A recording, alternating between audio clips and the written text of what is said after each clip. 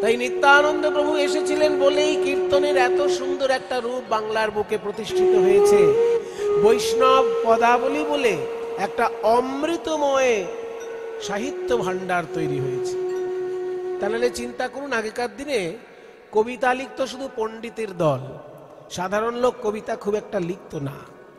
কিন্তু মহাপ্রভুর এই বৈষ্ণব আন্দোলনের ফলে অতি সাধারণ মানুষও বৈষ্ণব পদাবলী রচনা করছে। অতি সাধারণ মানুষও বড় বড় তালে গান গাইছে। আগেকার দিনে বড় তালে গান কারা গাইতো? রাজা জমিদাররা। কারণ রাজা জমিদারদের প্রচুর সময় আছে এবং রুচিবোধ আছে, সেই জন্য তারা বড় তালের গান গাইত। সাধারণ মানুষের তো অত সময় নেই বড় তাল বোঝার মতন, সেই জন্য তাদের বড় তাল গাইবার মতন কোনো রুচিই তৈরি হয় সাধারণ মানুষের। আমরা জানি যে বিলম্বিত তালে যখন রাগ রাগিনী গান গাওয়া হয় সেটা জমিদার বাবুদের। সিনেমায় দেখেন না, পুরনো পুরনো বাংলা সিনেমা, হিন্দি সিনেমা দেখবেন, জমিদার বাবু একেবারে বিরাট সুন্দর একটা বালিশে হেলান দিয়ে রূপোর গড়গড়ায় ঘড় ঘড় ঘড় ঘড় করে তামাক খাচ্ছে আর সামনে বাইজি নাচছে, ক্লাসিক্যাল গান বাজছে। তাহলে জমিদার বাবু ক্লাসিক্যাল গান আস্বাদন করবেন, এটাই আমাদের মানে চিরাচরিত প্রথা হয়ে আছে। চাষা ভুষো আবার ক্লাসিক্যাল কি আস্বাদন করবে? সারাদিন যে লাঙল নিয়ে মাঠে চাষ করবে তার ওই ক্লাসিক্যাল গান গাইবার মতন রুচি থাকবে না সময় থাকবে? জমিদার বাবুর রুচিও আছে আবার সময়ও আছে, অপুরন্ত সময় জমিদার বাবু। সেই জন্য সময়টাকে কাজে লাগাচ্ছেন সুরুচিকে। তার ভেতরে যে একটা সুন্দর রুচি তৈরি হয়েছে সেটা রাগ রাগিনী দিয়ে, বিলম্বিত তাল দিয়ে, গান বাজনার মধ্যে দিয়ে রস আস্বাদন করছে জমিদার। সাধারণ লোকের তাতে কিছু যায় আসে না। কিন্তু বৈষ্ণব আন্দোলন কি করলো? সাধারণ মানুষের মধ্যে সেই বড় তালের রস নিয়ে চলে এলো। যে বড় তাল জমিদার বাবুর আস্বাদন করার কথা, কারণ তার সময় আছে এবং রুচি আছে, দুটোই থাকতে হবে। পয়সার ক্ষমতা আছে, সময়ও আছে, রুচিও আছে, নে বিলম্বিত রাগ রাগিনীর গান করে। কিন্তু চাষা মানুষ সে কি রাগ রাগিনীর গান করবে? সে তো ছোট ছোট তালে শুধু বাউল গান গাইবে। চাষা লোক যে, সে তো লোকসঙ্গীত গাইবে, সে ছোট ছোট তালে বাউল গান গাইবে। বিলম্বিত তালে তার সময়ও নেই আর রুচিও নেই। এই সময় এবং রুচি দুটোই থাকতো অভিজাত শ্রেণীর মধ্যে। ওই জন্য ক্লাসিক্যাল গান বাজনা অভিজাত শ্রেণীর গান বাজনা। কিন্তু কীর্তনে হয়ে গেল উল্টো ব্যাপার। সেই বিলম্বিত তালের গান, সেই রাগ রাগিনীকে আশ্রয় করা গান বৈষ্ণব পদাবলীর মধ্যে রূপ পেল, এবং সেটা গাইছে কে? চাষা। সারাদিন চাষ করে আসার পরেও কিন্তু তার রুচি তৈরি হয়েছে যেন আমি শাস্ত্রীয় সঙ্গীত গাইছি। রাগ রাগিনীকে আশ্রয় করে বৈষ্ণব পদাবলী গাইছে। সেই জন্য বাংলার বুকে কীর্তন গানের মধ্যে বিলম্বিত তালের আবির্ভাব, যেটা জমিদার বাবুদের কুক্ষিগত ছিল। বড় বড় তালের এবং রাগ রাগিনী দিয়ে গান বাজনা, এটা জমিদারি ব্যাপার। চাষা ভূষণ কোন সংস্পর্শেই আসার কথা নয় সেসব জিনিস। কিন্তু নিতাই গৌরের এই বৈষ্ণব আন্দোলন, প্রেমের আন্দোলন, সেই জমিদারি গান বাজনা একদম চাষা ভূষণ মধ্যে নিয়ে চলে এসেছে। একজন চাষা সারাদিন চাষ করছে, সন্ধ্যেবেলায় যখন ঠাকুরের মন্দিরে বসছে তিওর তালে গান গাইছে। বোঝো, তিওর তালে গান গাইছে চাষা। আমাদের যারা গুরু তারা কেউ জমিদার না রাজা, তারা সবাই সাধারণ মানুষ। কি আমার যারা কীর্তন গুরু, কি দ্বিজেন দে মহাশয়, কি নীলমণি দাস, কি বৃন্দাবন বণিক, সবাই সাধারণ মানুষ, কেউ জমিদার নয়। তারা সাধারণ মানুষ, কিন্তু তাদের ভেতরে রুচিটা তৈরি হয়েছে বিলম্বিত গান বাজনার। কেন? বৈষ্ণব ভাব আন্দোলনের। বৈষ্ণব ভাব আন্দোলন এনে দিল সাধারণ চাষাভূষণ মধ্যে জমিদারি গান বাজনা, আর সাধারণ চাষাভূষণ মধ্যে এনে দিল সাহিত্য চর্চা। চাষা আবার সাহিত্য চর্চা করবে কি? চাষ করবি, খাবি দাবি, ঘুমোবি, খুব জোরে একটু মদ খেয়ে ঘুমোবি, এই তো চাষা। কিন্তু সেই চাষার ভিতর থেকে মদটাকে বার করে দিল, মদটাকে মাইনাস করে দিল এই বৈষ্ণব আন্দোলন। চাষা ছেড়ে দিল মদ, চলে এলো সেইখানে বৈষ্ণব পদাবলী। মদের রস ছেড়ে দিয়ে চাষার হাতে চলে এলো কলম। কলমে সে লিখতে লাগলো যে নাচিতে না জানি তবু নাচিয়ে গৌরাঙ্গ বলি, গাহিতে না জানি তবু গাই। আমি ভাই নাচ হয়তো গুরু ধরে শিখিনি, কিন্তু তবু নাচ আমার করতে ইচ্ছে করছে। প্রভু গৌর সুন্দরের প্রেমে, নিতাই চাঁদের কৃপায় আমার ভিতরে নাচ আপনি ফুটে উঠছে। তার মানে কি? উন্নয়ন, আধ্যাত্মিক উন্নয়ন। চাষাভূষো তার নিজের যেটা ছিল যে সারাদিন চাষ করব, বাড়িতে এসে মদ খেয়ে শুয়ে পড়বো, বউয়ের সঙ্গে গালিগালাজ করবো, এই তো ছিল সাধারণ সমাজ। কিন্তু নিতাই গৌরের ভাবান্দোলনে হলো কি, সেই চাষার হাত থেকে মদ সরে গেল। ওই জগাই মাথায় প্রতিদিন 80 হাঁড়ি মদ খেত, কিন্তু নিতাই চাঁদের কৃপায় তার হাত থেকে মদের হাঁড়ি সরে গেল। সেখানে চলে এলো জপের মালা। শুধু কি জগাই মাথায়, ওই রকম হাজার হাজার জগাই মাথায় উদ্ধার হয়েছে নিতাই চাঁদের কৃপায়। যারা মদ্যপান ছেড়ে দিয়ে, অসৎ অভ্যাস ছেড়ে দিয়ে, বদভ্যাস ছেড়ে দিয়ে সৎ গুণ অর্জন করেছে, শুদ্ধ গান বাজনা অর্জন করেছে, রাগ রাগিনী বড় বড় তালের গান শিখে কীর্তন গানের মধ্যে জীবন কাটিয়ে দিয়েছে। তাহলে এই যে একটা উচ্চ স্তরের ভাবনা সাধারণ মানুষের মধ্যে নিয়ে নেমে এলো, এটা কে করলো? ওই নিতাই চাঁদ। নিতাই চাঁদের জন্য সাধারণ মানুষ পেল সাহিত্য রস, সাধারণ মানুষ পেল উচ্চাঙ্গ সঙ্গীত, সাধারণ মানুষ পেল বৈষ্ণব দর্শনের প্রেম তত্ত্ব।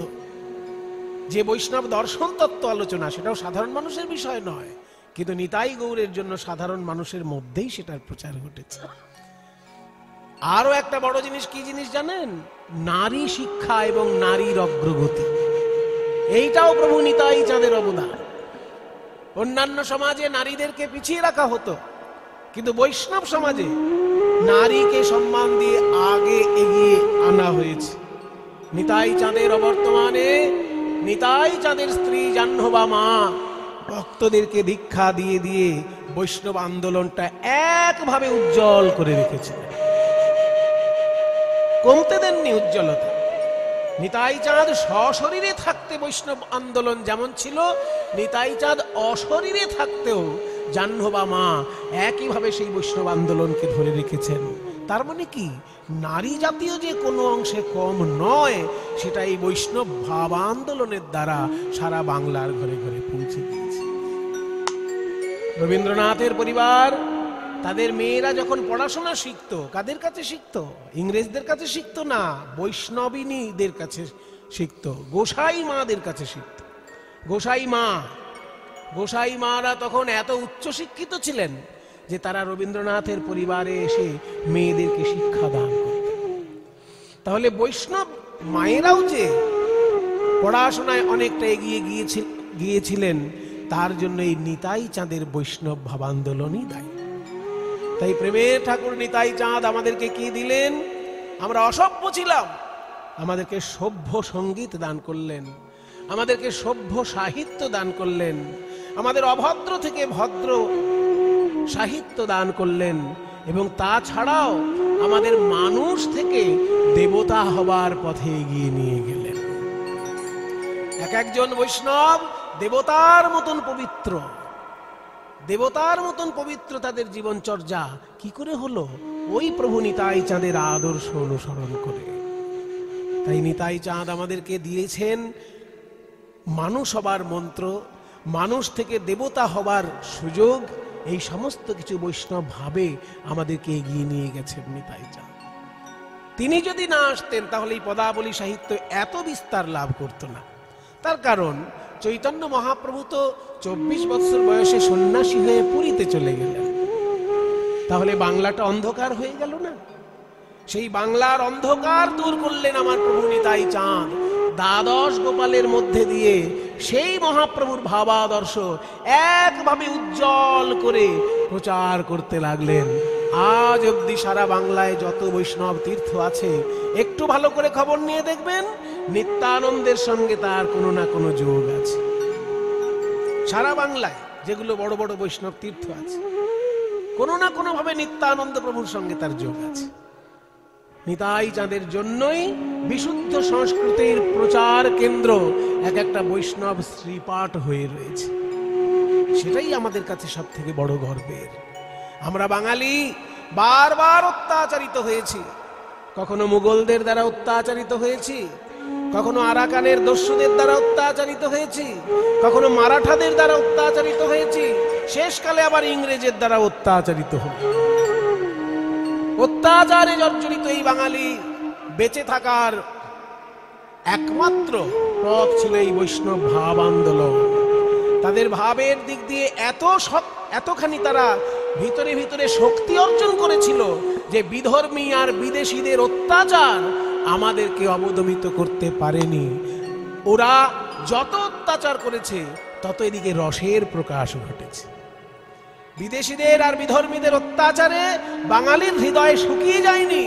নিতাই আর গৌর সুন্দরের কৃপায় বাঙালির হৃদয় ক্রমশ রসে রসায়িত হয়েছে। বাইরে থেকে বিধর্মী আর বিদেশির অত্যাচার, আর হৃদয়ের ভেতরে রয়েছে তাদের রসের লীলা।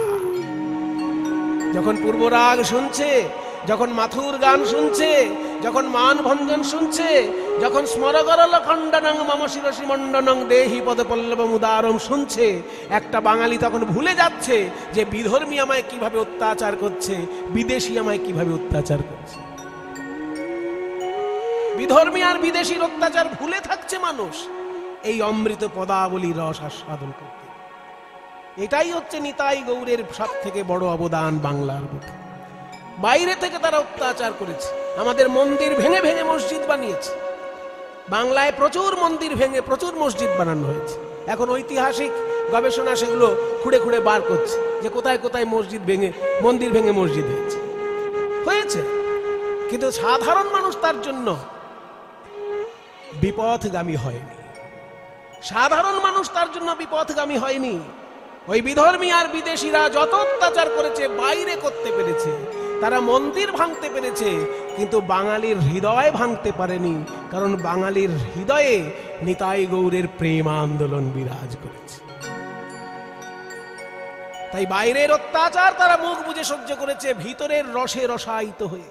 পূর্বরাগের পদ, মাথুরের পদ, অভিসারের পদ, এই পদাবলী সাহিত্য তাদেরকে বাঁচিয়ে রেখেছে।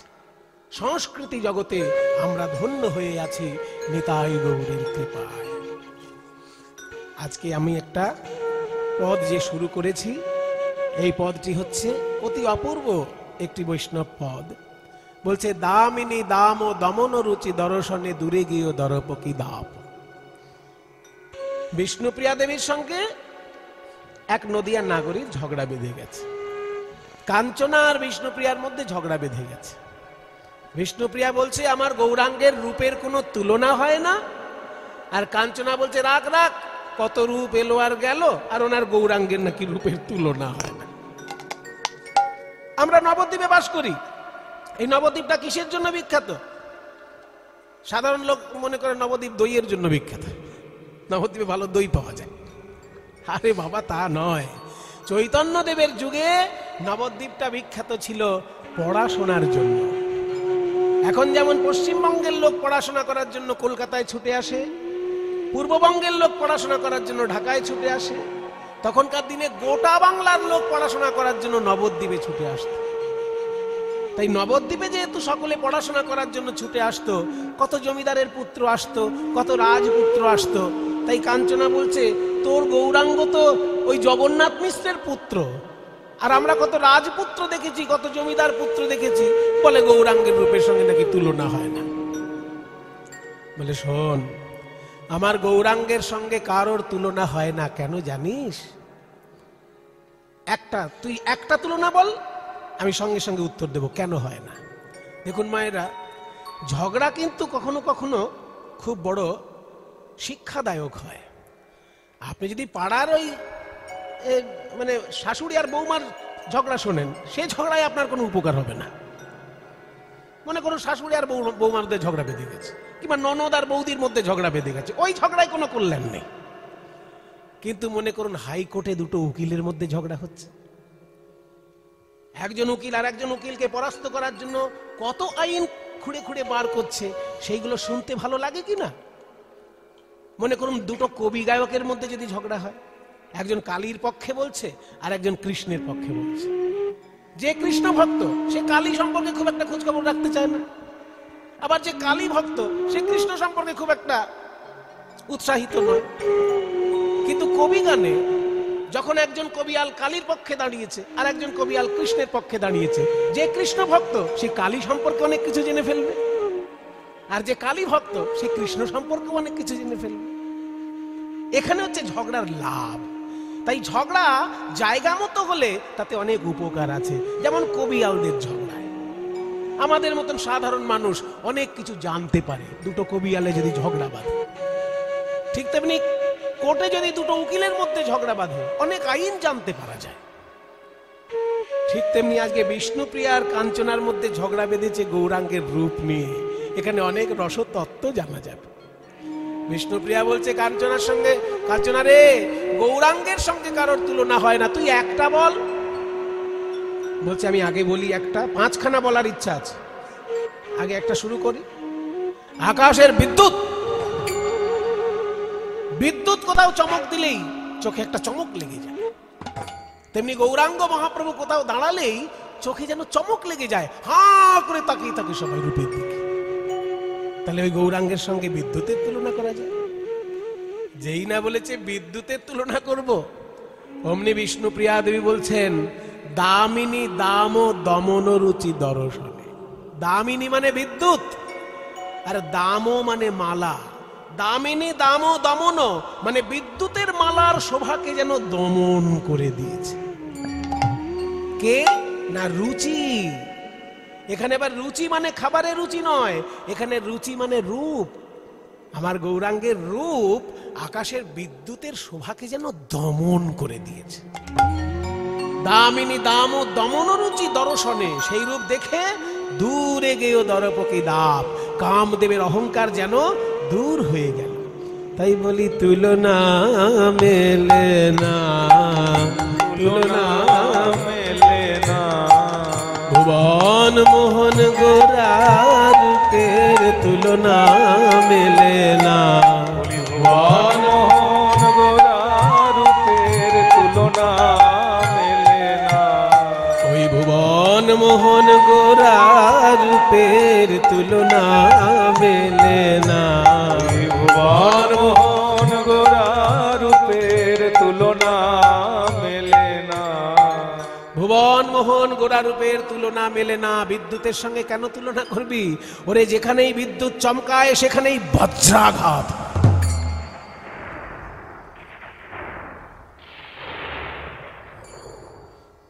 যেখানেই বিদ্যুৎ চমকাবে সেইখানে বজ্রাঘাত হবে। কিন্তু আমার গৌর যদি কোথাও চমক দেয় সেখানে বজ্রাঘাতের কোনো সম্ভাবনা আছে কি? বরং রাধারমণ চরণ দাস দেবের জীবনে প্রমাণিত হয়েছে, বজ্রাহত ব্যক্তিও যদি গৌর সুন্দরের কৃপা পায়, বজ্রাঘাতের যে ভয়ঙ্কর প্রভাব তার থেকে মুক্ত হয়ে সে নতুন জীবন লাভ করে। তাই আকাশের বিদ্যুতের সঙ্গে তুলনা করিস না।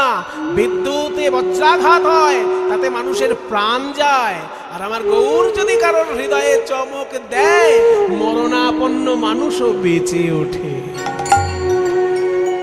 তাই বিদ্যুৎ বাতিল, বিদ্যুতের সঙ্গে তুলনা হলো না। বলে তাহলে আমার দ্বিতীয় তুলনীয় বিষয় কি? বলে আমার দ্বিতীয় তুলনীয় বিষয় হলো সোন ফুল। ওই যে হলুদ হলদে মতন দেখতে সোন ফুল, তাহলে সোন ফুলের সঙ্গে গৌরের সঙ্গে তুলনা কর। যেই বলেছে সোন ফুলের সঙ্গে তুলনা করব, বিষ্ণুপ্রিয়া বলে কাঞ্চনারে তাও মেলে না। আরে ও শোনো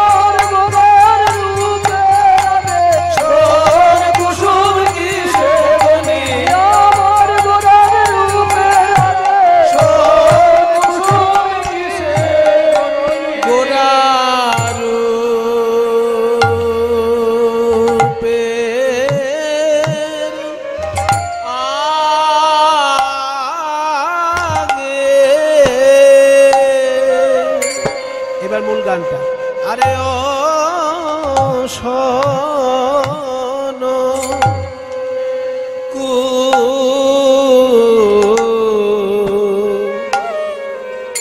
কুসুম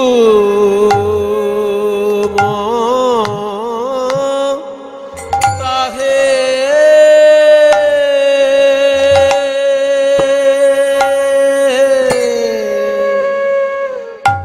কোন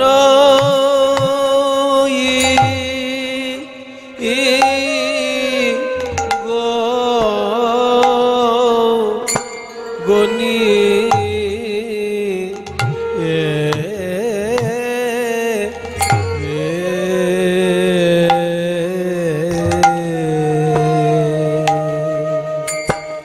শোন কুসুম তাহে কোনই গনিয়ে রে, মানে শোন ফুল কে আর তুলনা করতে যাবে, মানে এমন বোকা কে আছে যে গৌরাঙ্গের সঙ্গে শোন ফুলের তুলনা করবে? কোন বোকা লোক যদি থাকে সে করবে, বুদ্ধিমান লোক করবে না। কেন না? শোন ফুল দেখতে সুন্দর, কিন্তু গৌরাঙ্গের সঙ্গে কি তুলনা হয়? ওরে শোন, ভালো ভালো ফুলের আবার ভালো ভালো দোষও থাকে। যেমন ধরো আমাদের ভারতবর্ষের জাতীয় ফুল কি? ভারতের জাতীয় ফুল কি গো? ছোটবেলায় পড়েছেন তো, পদ্ম ফুল। কিন্তু পদ্ম ফুল তুলতে গেলে কি হবে? হাতে কাঁটা ফুটবে।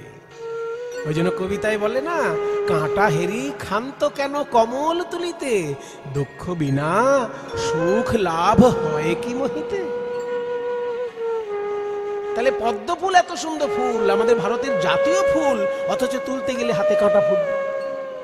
গোলাপ ফুল কত সুন্দর ফুল, গোলাপ ফুল, কিন্তু তুলতে গেলে হাতে কাঁটা ফুটবে। অনেকে বলতে পারেন, মশাই আপনি এমন ফুলগুলো বেছে বেছে বার করছেন যাদের কাঁটা আছে। এমন তো অনেক ফুল আছে যেগুলো কাঁটা নেই, সেটা তো বলুন। হ্যাঁ ভাই, সেটাও বলছি। কাঁটা নেই এমন ফুলও আছে, শুকতে গিয়ে দেখবে কি হয়। শুকতে যাবে, দেখবে ফুলের ভেতর থেকে পোকা বেরিয়ে এসে নাকে কামড়াচ্ছে। তাহলে ফুলে কাঁটা থাকতে পারে বা পোকা থাকতে পারে, কিন্তু আমার গৌরাঙ্গের মধ্যে কোনো কাঁটা বা কোনো পোকা আছে কি? কি করে তুলনা করবি? বরং আমি বলতে পারি, কারণ মন ফুলের মধ্যে যদি কাঁটা বা পোকা থাকে, গৌর চরণে শরণ নিলে মন ফুল থেকে কাঁটা পোকা দূর হয়ে যায়। এই মনটাই তো আসল ফুল। যারা ঠাকুর মশাই পুজো করেন তাদেরকে জিজ্ঞেস করবেন, ঠাকুর মশাই পুজো করতে গেলে কমসে কম কয়টি জিনিস লাগে? ঠাকুর মশাই আপনাকে বুঝিয়ে বলবে যে শোনো, পুজো করতে গেলে কমসে কম মিনিমাম 5টা জিনিস লাগবে। গন্ধ, পুষ্প, ধূপ, দীপ, নৈবেদ্য।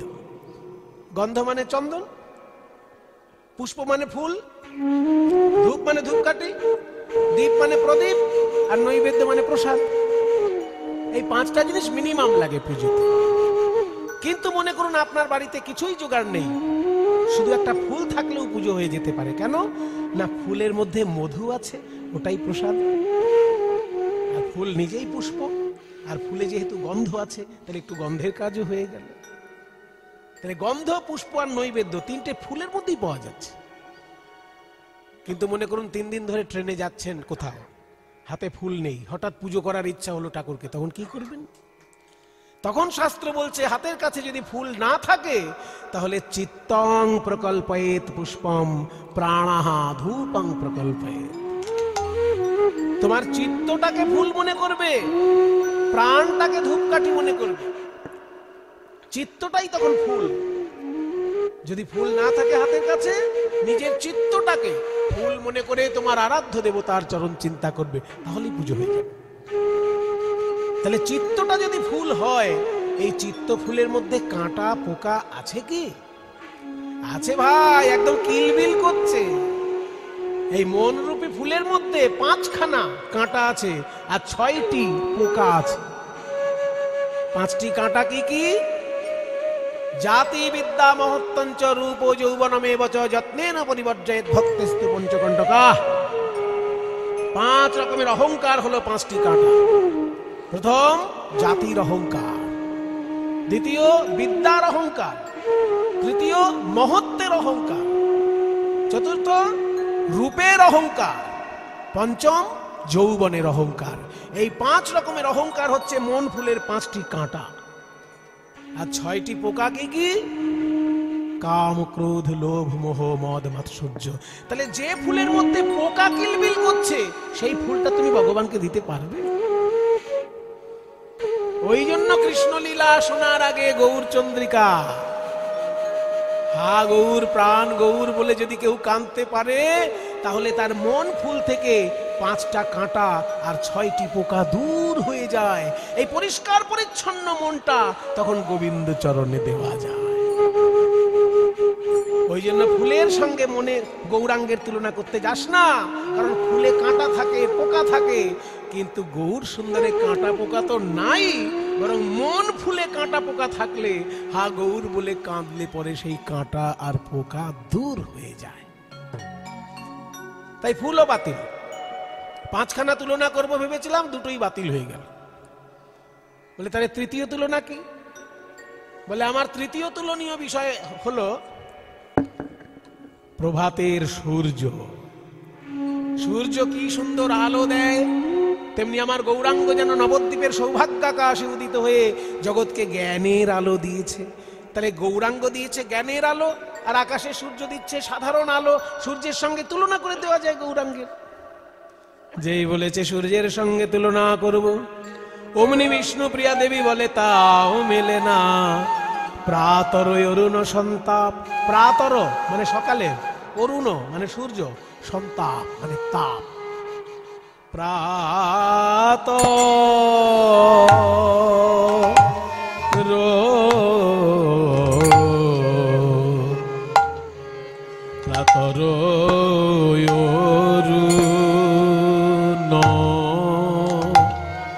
অরুণ সন্তাপ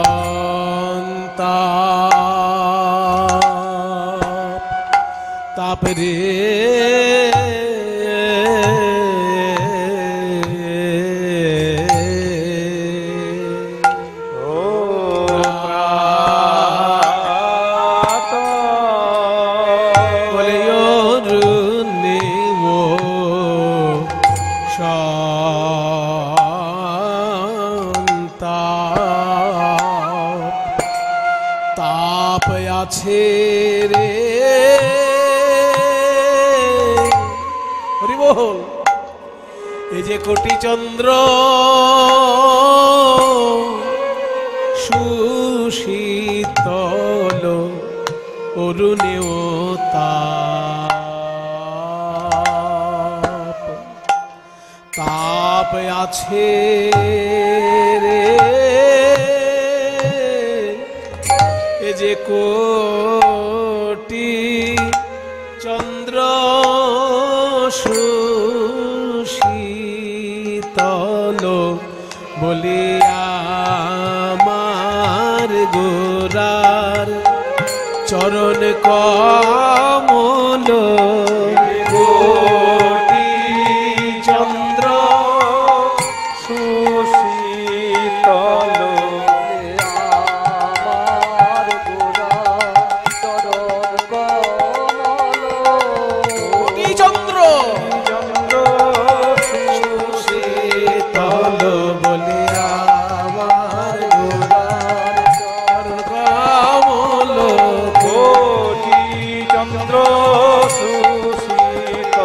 একবার শরণ নিলে প্রাণ হয় শীতল আমার গোরার চরণ কমল।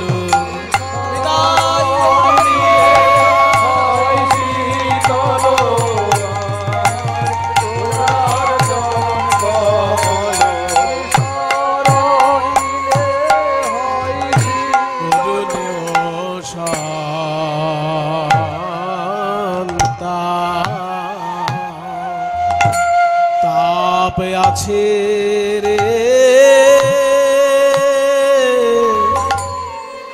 আকাশের সূর্যের সঙ্গে তা তুলনা করে ফেললি। সূর্য আলো দেয় আর আমার গৌরাঙ্গ মহাপ্রভু জ্ঞানের আলো দেয়, বাহ। কিন্তু সঙ্গে সঙ্গে এটা তোর মনে পড়লো না যে সূর্য ভয়ঙ্কর তাপ দেয়? আলো যেমন দেয় তার সঙ্গে তাপও তো দেয়।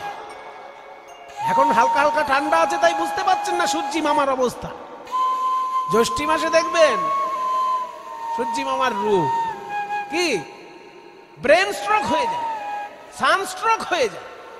সূর্যের আলোতে স্ট্রোক হয়ে যাচ্ছে, তাকে বলছে সানস্ট্রোক। তাহলে সূর্যের সঙ্গে তুলনা। সূর্যের আলোতে যেমন মানুষ অন্ধকার থেকে মুক্ত হয় ঠিকই, কিন্তু সূর্যের ভয়ঙ্কর তাপে মানুষের মৃত্যুও হয়ে যায়। আর তার সঙ্গে গৌরাঙ্গের তুলনা করে দিন। শোন, গৌরাঙ্গ মহাপ্রভু জ্ঞানের আলো দেন, কিন্তু কাউকে তাপ দেন না। বরং কারোর মনের মধ্যে যদি ত্রিতাপ জ্বালা থাকে, আধি ভৌতিক, আধি দৈবিক, আধ্যাত্মিক, এই 3 রকমের জ্বালা যন্ত্রণা দূর হয়ে যায় গৌর সুন্দরের কৃপা লাভ হলে। তাই সূর্যের সঙ্গেও তুলনা হলো না, সূর্যও বাতিল। 5খানা তুলনা করব ভাবলাম, বিষ্ণুপ্রিয়া 3টেই বাতিল হয়ে গেছে, আর 2টো আছে। তাহলে চতুর্থটা বলি। বল বল। বলে আমার চতুর্থ বিষয়ে তুই অনেকটা নিজেই ধরিয়ে দিয়েছিস, যে সূর্য আলো দেয়, আলোর সঙ্গে তাপও দেয়, কিন্তু আকাশে যে আরেকজন আছে যে শুধু আলোই দেয়, তাপ দেয় না। পূর্ণিমার রাতে আকাশে উদিত হয় পূর্ণচন্দ্র, সে তো শুধু স্নিগ্ধ আলো দেয়, তাপ দেয় না। তাহলে তার সঙ্গে তুলনা করে দি। যেই বলেছে চাঁদের সঙ্গে তুলনা করব, অমনি বিষ্ণু প্রিয়া বলে তাও মেলে না। ওগো আমার গোরা রূপের, গোরা রূপের, গৌরাঙ্গ রূপের যাও বলিহারি সজনী রে। গোরা রূপের, গৌরাঙ্গ রূপের যাই বলিহারি সজনী রে। গোরা রূপের বলিহারি যাই রে, গোরা রূপের বলিহারি যাই রে, গোরা রূপের বলিহারি যাই। বর্ণনা হয় না বলিহারি যাই রে, বর্ণনা হয় না বলিহারি যাই রে, বর্ণনা হয় না বলিহারি যাই রে, বর্ণনা হয় না। আমার গোরা রূপের বর্ণনা হয় না, গোরা রূপের বর্ণনা হয় না। ঘেরে লাগতে রে, ঘেরে লাগতে রে, গোরা রূপের বর্ণনা হয় না, গোরা রূপের বর্ণনা হয় না, গোরা রূপের বর্ণনা হয় না, গোরা রূপের বর্ণনা হয় না, গোরা রূপের বর্ণনা হয় না, গোরা রূপের বর্ণনা হয় না, গোরা রূপের বর্ণনা হয় না বলিহারি যাই রে, গোরা রূপের, গোরা রূপের, গৌরাঙ্গ রূপের যাও বলিহারি।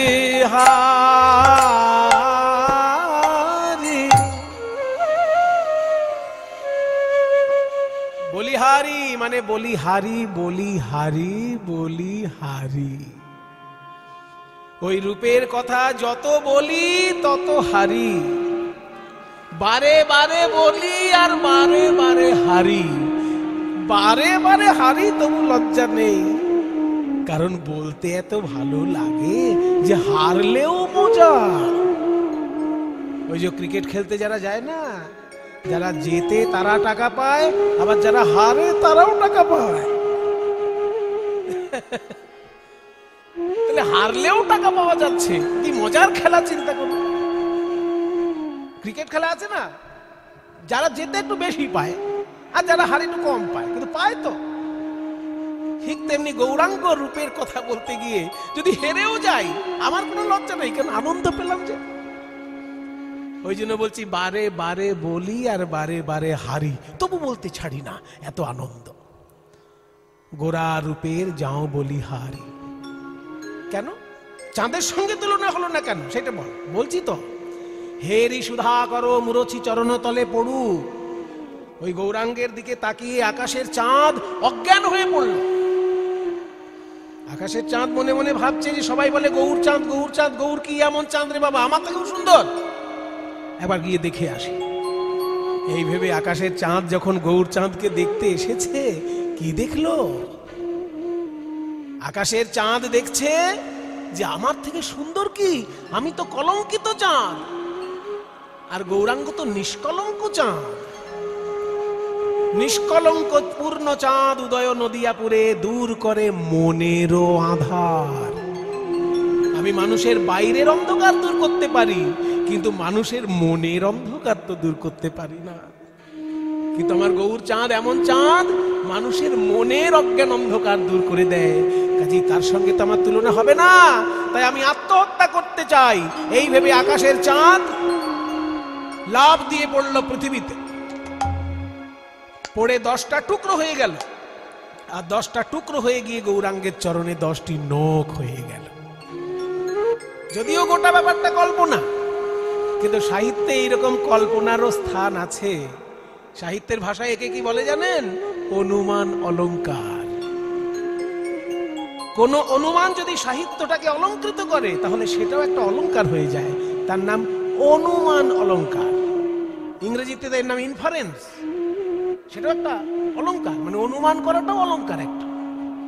যে কবি যেন অনুমান করছেন যে আকাশের চাঁদের সঙ্গে গৌরাঙ্গের তুলনা হলো না বলে চাঁদ মনের দুঃখে পৃথিবীতে পড়লো, আর 10টা টুকরো হয়ে গিয়ে গৌরাঙ্গের চরণের যেন 10টি নখ হয়ে গেল।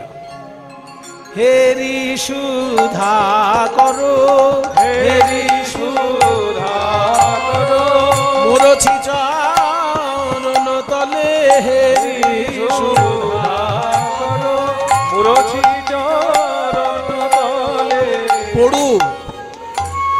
চরণ তলে পড়ু 10 নখর ধরি, আমরি রে পড়ু 10 নখর ধরি, আমরি রে পড়ু 10। আকাশের চাঁদ আছাড় খেয়ে ভূমিতে পড়ে 10 নখ রূপে গৌরাঙ্গের চরণে বিরাজ করে, আর কেঁদে কেঁদে বলে, হে গৌর হরি, যেন চরণ ছাড়া করোনা, করোনা হে পড়ু 10 চরণ ছাড়া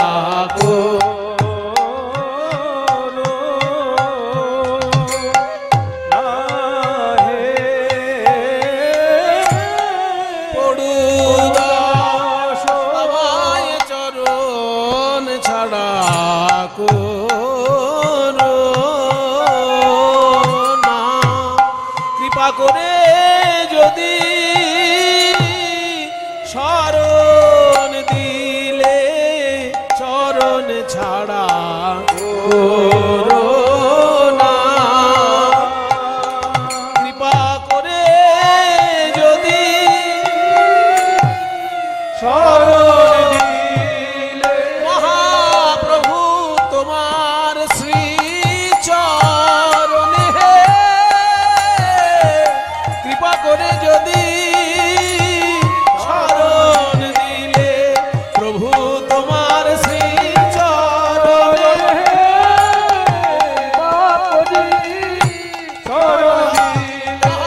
প্রভু তোমার শ্রী চরণে, কৃপা করে যদি শরণ দিলে, প্রভু তোমার চরণে, কৃপা করে শরণ দিলে, প্রভু তোমার শ্রী চরণে, কৃপা করে যদি শরণ দিলে, চরণ ছাড়া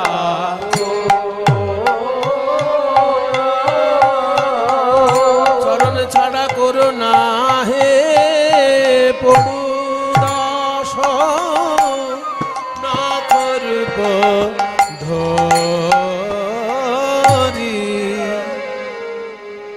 কয়টি তুলনা বাতিল হলো এই অবধি? দেখি কেমন কীর্তন শুনছেন। মাঝে মাঝে একটু পরীক্ষা নেওয়া দরকার না, তা নাহলে ছাত্র কতদূর পড়ছে বোঝা যায় না। কয়টি তুলনা হলো?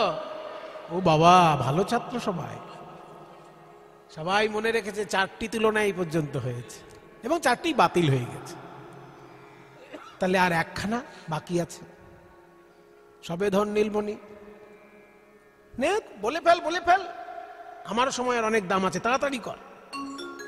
বলছি রে বাবা বিষ্ণুপ্রিয়া, আমার মনের দুঃখ, 4খানা তুলনা করলাম, একটাও মিলল না। আর এটা যদি না মেলে তাহলে তো তোর কাছে মুখই দেখাতে পারবো না। তবু বলছি শোন, পঞ্চম এবং শেষ তুলনার বিষয়বস্তু হলো একটি দামি ধাতু সবাই ভালোবাসে।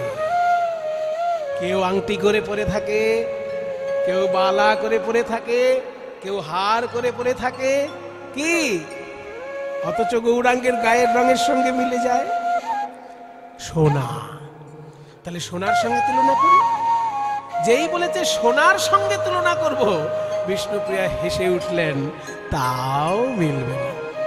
কেন কেন? ওরে সোনা যে কঠিন, আর আমার গৌরাঙ্গ যে কোমল। সোনা পরলে অনেক সময় শরীরে ক্ষতি হয়। এই যে কানের দুল আপনারা পরেন, বেশি ভারী কানের দুল হলে কি হবে? কানের পাতাটা কেটে যায় না ভারী ভারী কানের দুল হলে? তাহলে সোনার জন্য অনেক সময় কানের পাতা কেটে যায়, তবুও লোকে সোনা পরে। কিন্তু আমার গৌরাঙ্গকে যদি কেউ হৃদয়ে ধারণ করে, কারণ হৃদয়টা কি কেটে যায়? বরং জোর করে বলতে পারি, সংসারের ঘাত প্রতিঘাতে যদি কারোর হৃদয় ভেঙে চৌচির হয়ে থাকে, গৌর সুন্দরকে হৃদয়ে ধরলে তার ভাঙা হৃদয় জুড়ে যাবে, জুড়ে যাবে। তাই সোনার সঙ্গে তুলনা করিস না। সুবরণ বরণ সুবরণ হেরি নিজ কুবরণ সুবরণ হেরি নিজ মানি আপন মনস্তাপে সজনী রে, মানি আপন মনস্তাপে সজনী রে মানি। সুবর্ণ বর্ণ, সুবর্ণ মানে সোনা, আর বর্ণ মানে রং। সোনা একবার নিজের গায়ের রং দেখছে, আর একবার মহাপ্রভুর গায়ের রং দেখছে। সুবর্ণ মানে ভালো রং, সেই জন্য তো আমার নাম সুবর্ণ। সুবর্ণ মানে সোনা, ভালো রং বলেই তো তার নাম সুবর্ণ। কিন্তু গৌরাঙ্গের দিকে তাকিয়ে দেখলাম যে আমি তো সুবর্ণ নই, আসল সুবর্ণ তো গৌরহরি, আর গৌরাঙ্গের তুলনায় আমি তো কুবর্ণ। তাই সুবর্ণ বরণ হেরি নিজ কুবরণ, মানে গৌরাঙ্গের তুলনায় সোনার বর্ণটা আর সুবর্ণ রইল না, কুবর্ণ হয়ে গেল। তাই বলছে সুবর্ণ বরণ হেরি নিজ কুবরণ, মানি আপন মনস্তাপে। নিজের মনে মনেই দুঃখ পাচ্ছে সোনা, গৌরাঙ্গের দিকে না দেখলেই ভালো হতো। মনের দুঃখে কি করলো?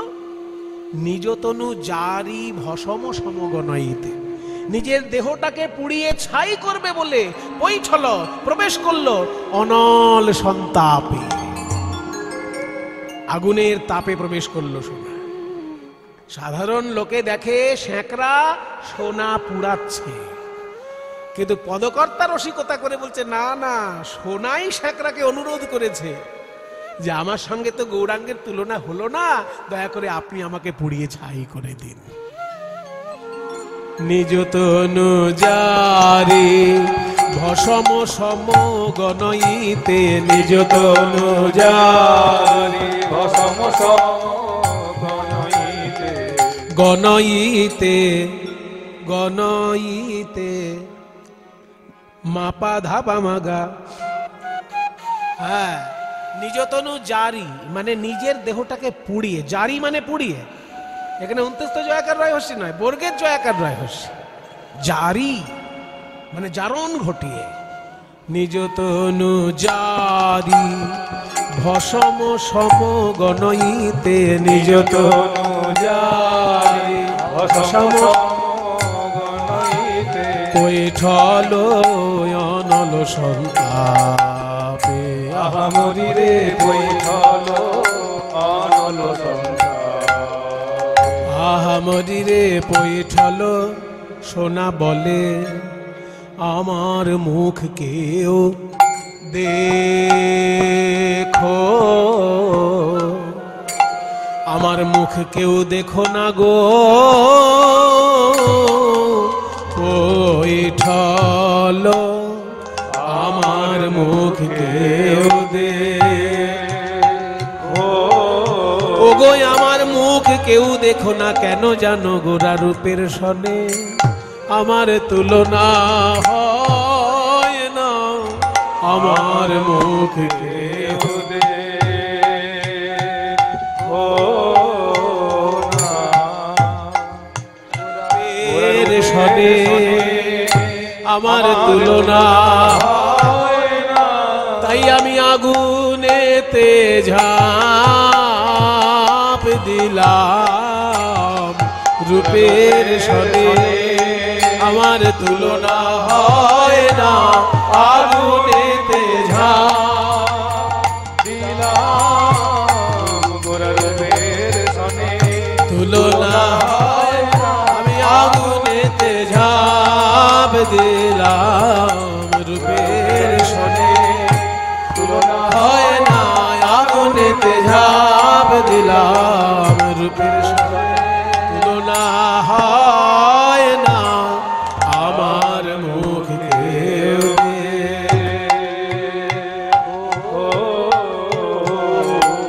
কেউ দেখো না গো কৈঠল অনল সন্তাপ। তাহলে কি হলো? পাঁচটা তুলনা, পাঁচটাই বাতিল, কোনোটাই মিলল না। কাঞ্চনা বলছে, দেখ বিষ্ণুপ্রিয়া, পাঁচখানা তুলনা যখন মেলেনি, 500 তুলনা টেনে আনলেও মিলবে না। কিন্তু আমাকে আজকে বলতে হবে কেন গৌরাঙ্গ রূপের সঙ্গে কোনো কিছু তুলনা হচ্ছে না। যে কটা বড় বড় উদাহরণ আমি নিয়ে আসছি সব বাতিল হয়ে যাচ্ছে, কারণটা কি? বলে, শোন, তুই যে সব উদাহরণ দেখাচ্ছিস গৌরাঙ্গের সঙ্গে তুলনা করতে গিয়ে, সেগুলো সব প্রকৃতির সৃষ্টি, প্রাকৃতিক বস্তু, তার মানে মায়ার সৃষ্টি। আর গৌরাঙ্গ রূপ তো অপ্রাকৃত রে, বিধাতা তৈরি করেছে যে সব জিনিস, তার সঙ্গে কি গৌরাঙ্গের তুলনা হয়? গৌরাঙ্গকে তো বিধাতা তৈরি করেনি।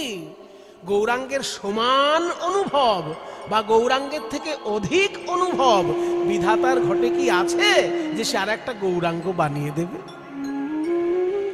যা সম অধিক বিধিক নাহি অনুভবী।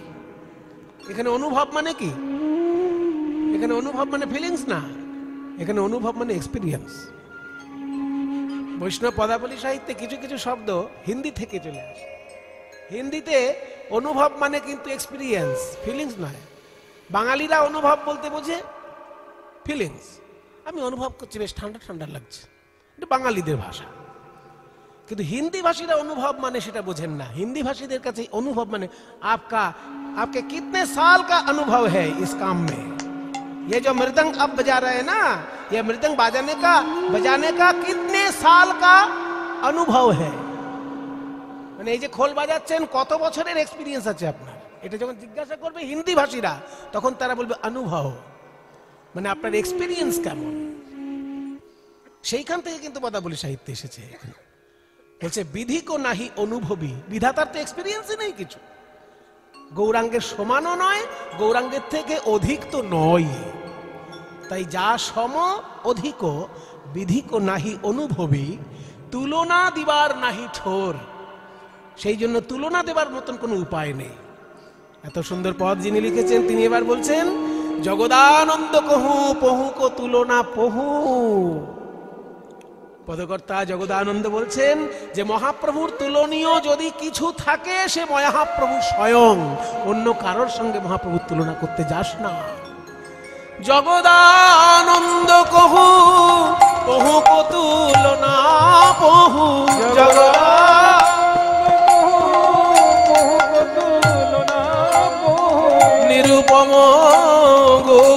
কিশোর মরিরে নিরুপম নিরুপম নিরুপম নিরুপম নিরুপম নিরুপম নিরুপম গৌর কিশোর আহা মরিরে নিরুপম নানা ভুবনে তুলনা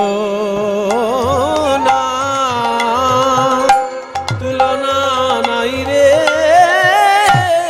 নিরুপম ভুবনে তুলনা আমার ভুবন মোহন গোরা রূপের ভুবনে তুলনা আমার ভুবন মোহন গোরা রূপে বলো কি সেবা তুলনা দিব গো ভুবন মোহন গোরা বলো বলো কি সেবা তুলনা দিব গোরারু আহা কি সেবা তুলনা দিব গো ভুবন মোহন কি সেবা তুলনা দিব গো ভুবন মোহন গোরা রূপে ভুবনে তুলনা আহা তুলনা নাই নিরূপম গৌর কিশোর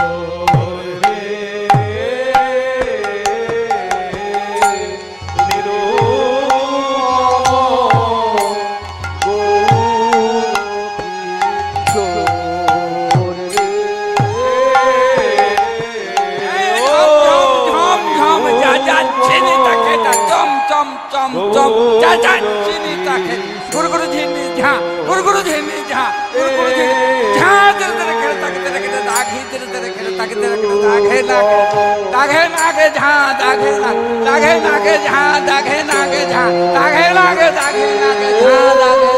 ঝা ঝম ঝম ঝম ঝম যা যা চিনি তাকেটা চম চম চম চম চা চা চিনি তাকেটা গুরু গুরু ঝিনি ঝা গুরু গুরু ঝিনি ঝা গুরু গুরু ঝিনি ঝা তেরে তেরে কেটে তাকে তেরে কেটে দাঘি তেরে তেরে কেটে তাকে তেরে কেটে দাঘি তেরে কেটে ঝা দাঘি তেরে কেটে ঝা দাঘি তেরে কেটে দাঘি তেরে কেটে ঝা দাঘি তেরে কেটে ঝা দাঘি তেরে কেটে দাঘি তেরে কেটে ঝা দাঘি তেরে কেটে ঝা দাঘি তেরে কেটে ঝম ঝম ঝম ঝম যা যা চিনি তাকে চম চম চম চম যা যা চিনি তাকে গুরু গুরু ঝিনি ঝা ঝা তেরে তেরে কেটে তাকে তেরে কেটে দাঘি তেরে তেরে কেটে তাকে তেরে কেটে ধা দাঘি তেরে কেটে ধা দাঘি তেরে কেটে ধা দাঘি তেরে কেটে ধা দাঘি তেরে কেটে দাঘি তেরে ধা দাঘি তেরে কেটে ধা দাঘি তেরে কেটে আই গৌর হরি বল হরি বল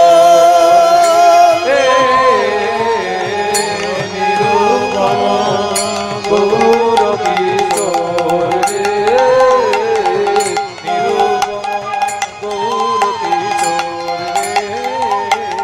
নিরুপম গৌর কিশোর নিরুপম গৌর কিশোর নিরুপম গৌর কিশোর নিরুপম গৌর কিশোর রে নিরুপম গৌর কিশোর নিরুপম গৌর কিশোর নিরুপম গৌর কিশোর রে নিরুপম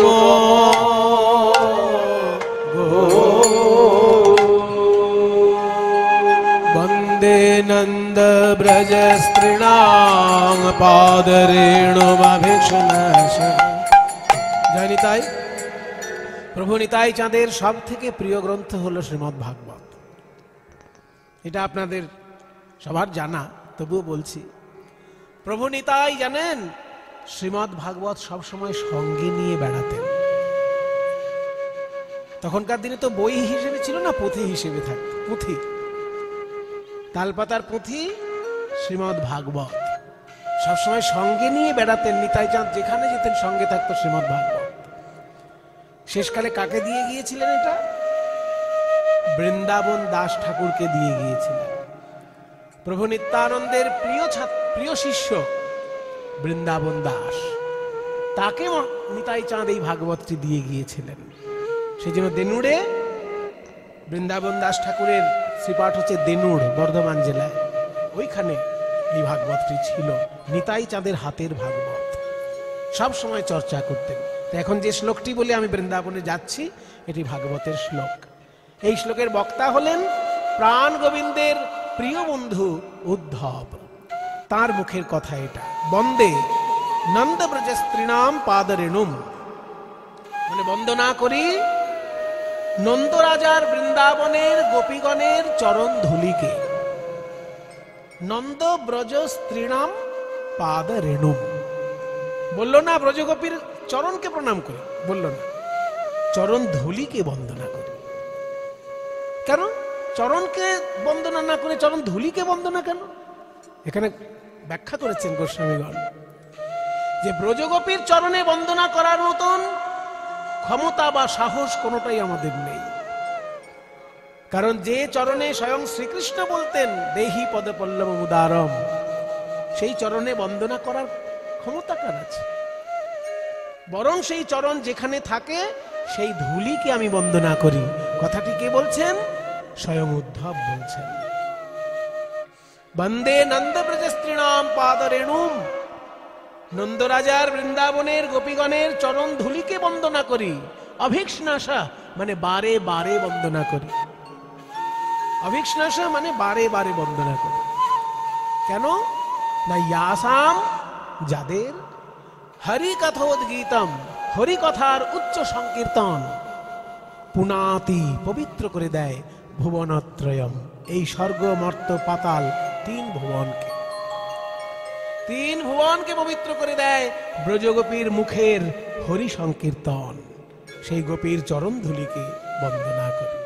বন্দে নন্দ ব্রজ স্ত্রীণাম পাদরেণুম অভিক্ষ্ণাসঃ, यासां हरि कथोद्गीतं पुनाति भुवनत्रयम्। वन्दे नन्द ब्रज स्त्रीणां पादरेणुम अभिक्ष्णासः, यासां हरि कथोद्गीतं पुनाति भुवनत्रयम्। हर हरि नयन भरि, हर हरि गोपी वल्लभ राधा मदन मोहन।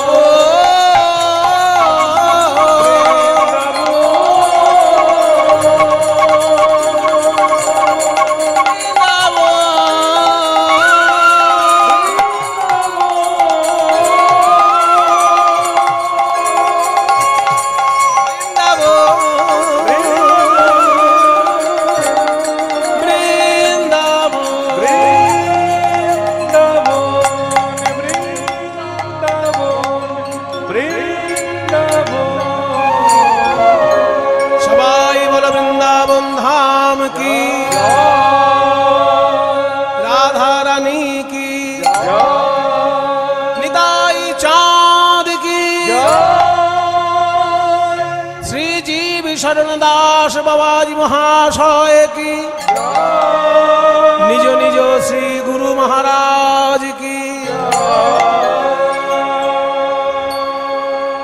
मधुमय श्रीधाम बृंदावन। বিকেল বেলায় রাধারানী গেছেন জল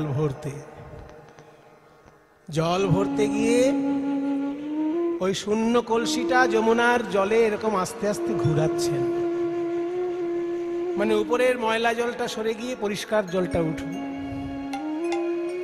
ওই কলসিটা যখন ঘুরাচ্ছেন তখন আশেপাশে দেখছেন আমি কুলো কামিনী, কেউ আমার দিকে তাকাচ্ছে না তো। এই আশেপাশে দেখতে গিয়ে হঠাৎ নয়ন গেল ওই কদম তলে,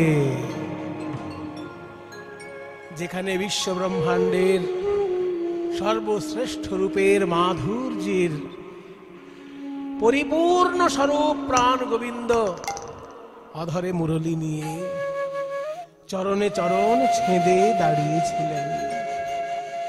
সেই রূপে যেই নয়ন গিয়েছে, হাতের সোনার কলসি হাত থেকে ছাড়া পেয়ে জলে ভেসে গিয়েছে। শেষকালে শূন্য হাতে রাধারানী যখন বাড়িতে ফিরে এসেছেন, জটিলা কুটিলা বলে, ওগো বউ, সোনার কলসি নিয়ে জল আনতে গেলে সোনার কলসি কই? মরণ দশা, হ্যাঁ, অলক্ষী বউ কোথাকার, সোনার কলসি হারিয়েছে। সোনা হারানো অলক্ষী জানো না? অলক্ষী।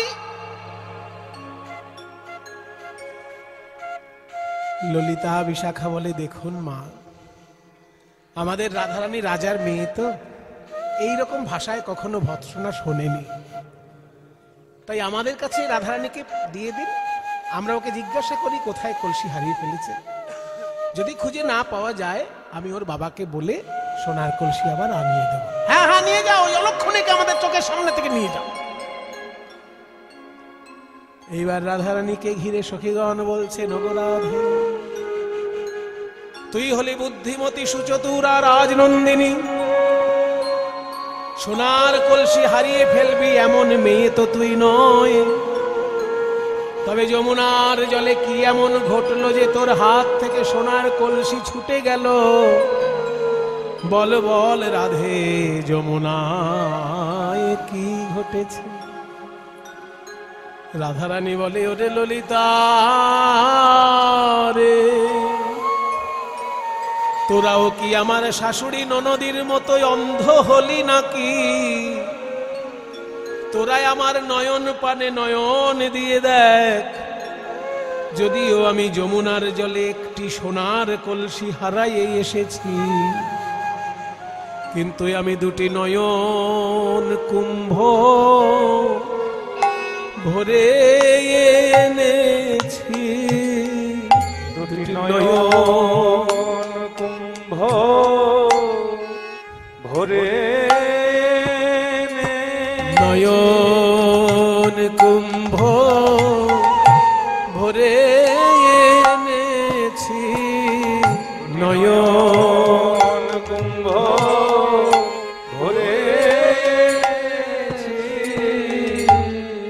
ওই যমুনায় জল আনতে গিয়ে যদি সোনার কলসি আনতাম, যমুনার জল আনতাম,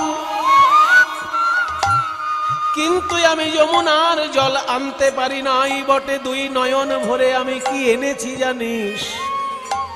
গোবিন্দের রূপ সাগরে ডুবাইয়ে দুটি নয়ন কুম্ভ ভরে এনেছি, রূপ সাগরে ডুবাইয়ে নয়ন কুম্ভ ভরে।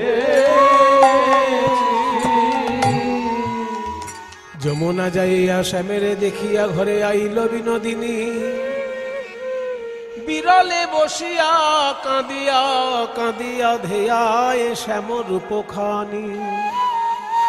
হেন কালে তথায় আইলা ললিতা রাই দেখিবার তরে, বলে কি লাগিয়া ধনী এমন হইলে, তোমার কেন বা নয়ন ঝুরে? তাহলে তুই রূপের অমৃত ভরে এনেছিস দুটি নয়নে। ওই জটিলা কুটিলার এসব বুঝার দরকার নেই, তুই আমাদেরকে বল রাই কেমন সেই রূপের অমৃত আমাদেরকে আস্বাদন করা।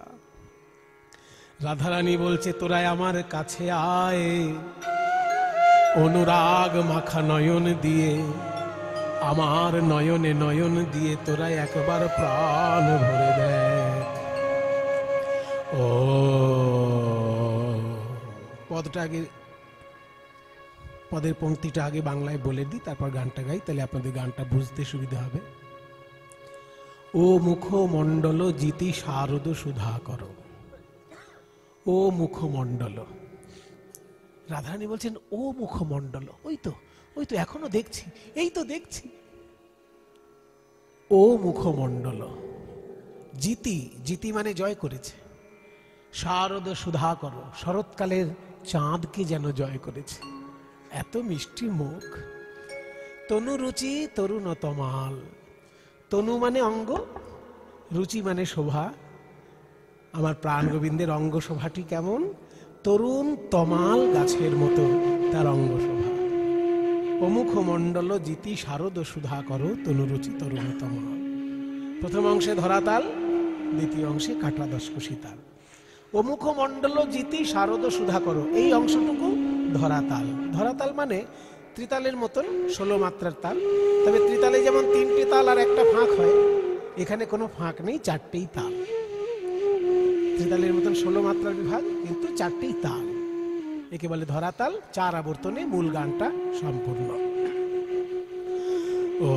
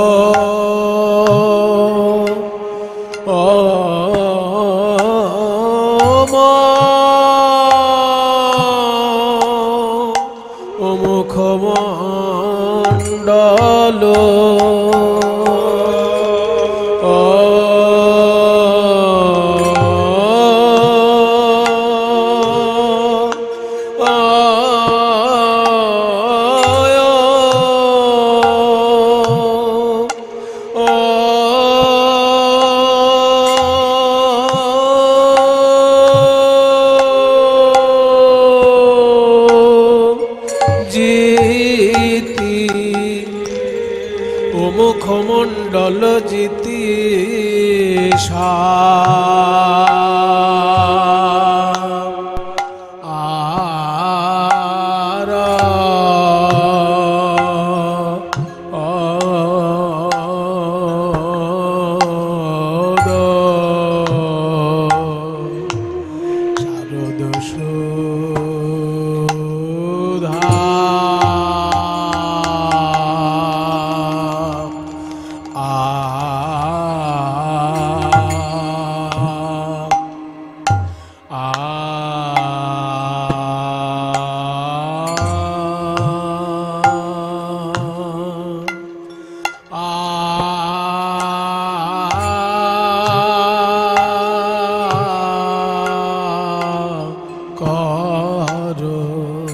আরে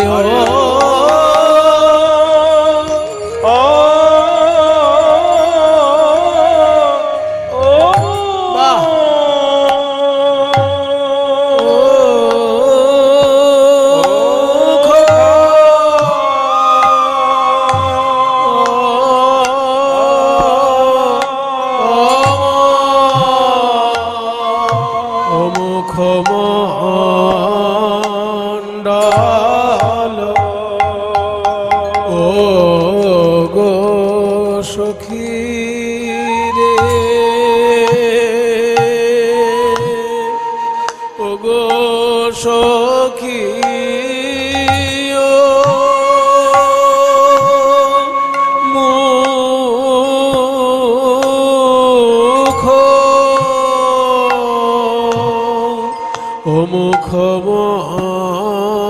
মুখমণ্ডল এই গো সখী সেজে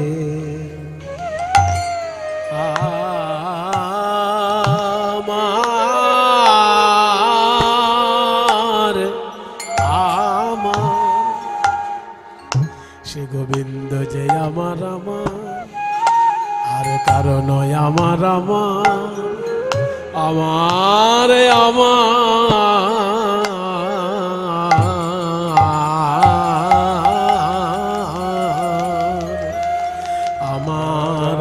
আমার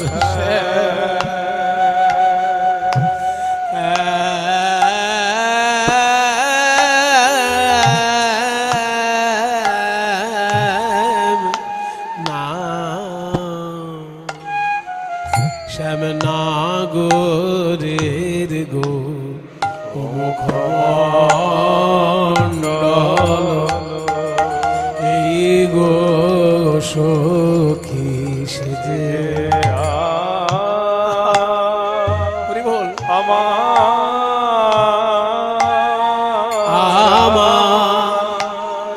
শ্রী গোবিন্দ যে আমার আমার, আর কারণ আমার আমার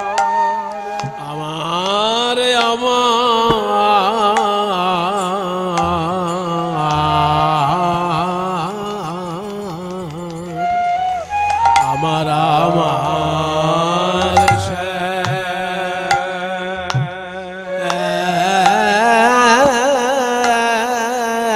শ্যাম না শ্যামনাগরের গো মুখমণ্ডল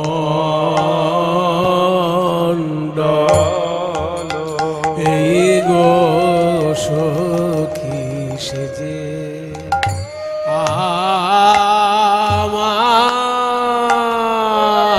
আমার আমার সে মুখ একবার যে দেখেছে, যে দেখেছে তা সেই তো যা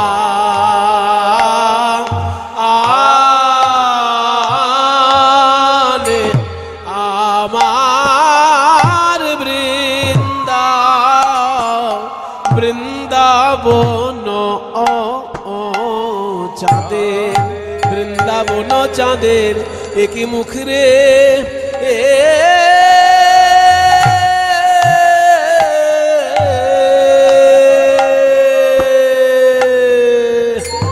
সে মুখে একবার যে দেখেছে, যে দেখেছে তা সেই তো সেই তো যা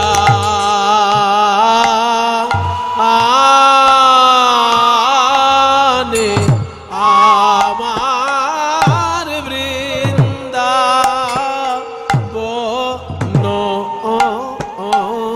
চাঁদের, বৃন্দাবন চাঁদের একই মুখ রে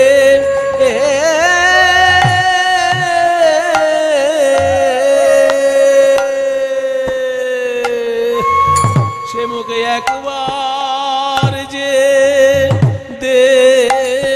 দেখেছে, যে দেখেছে তা সেই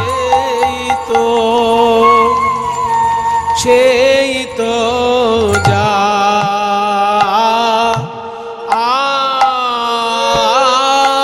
আনে, কেবল সেই তো জানে গো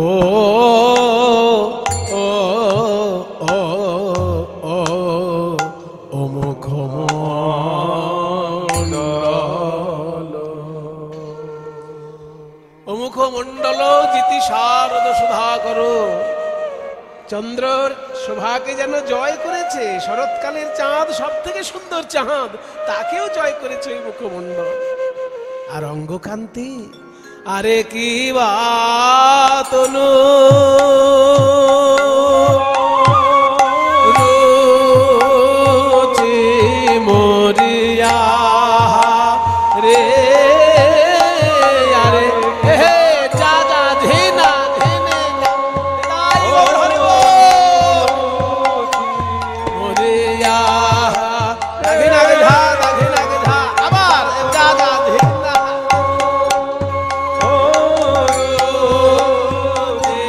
মরিয়া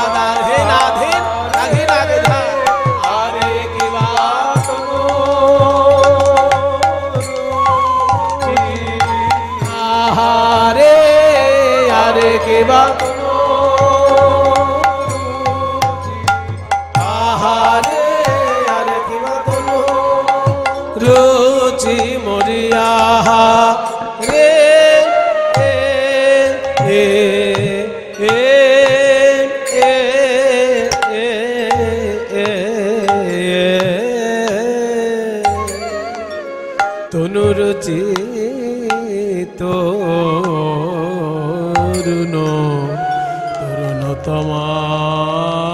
তরুণতমাল রে ওই শ্যাম বিনোদিয়ার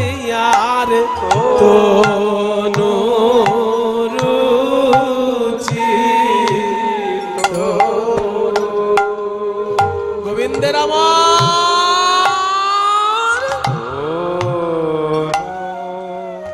রুচি তনুরুচি তরুণ ও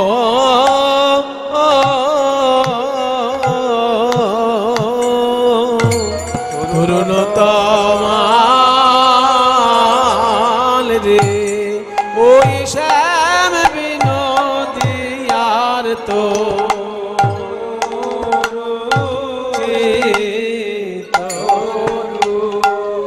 কি বলবো সখী রে চাঁদ যিনি শ্যামের বদন চাঁদ আর তমাল যিনি শ্যামের অঙ্গ খানি আমার হঠাৎ দেখলে এই মনে হয় যেন তমাল গাছে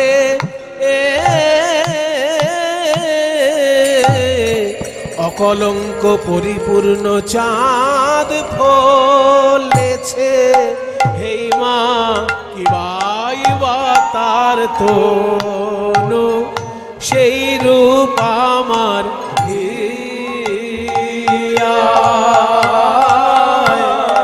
জাগে গো আমি দিলে পাশো তিলেক পাশরিতে না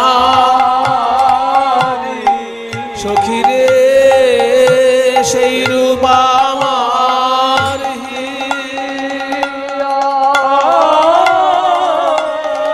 জাগে গো আমি দিলে পাশো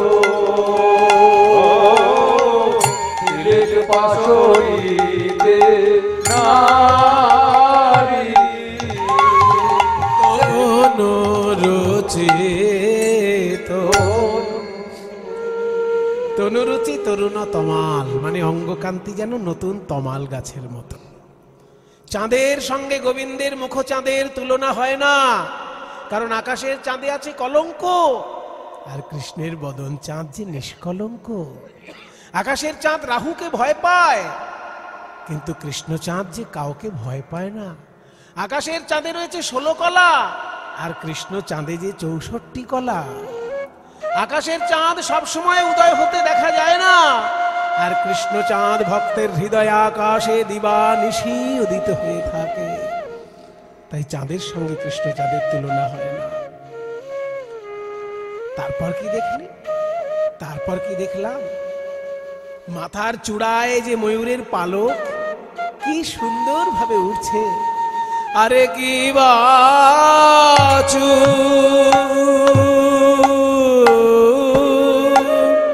চুড়ে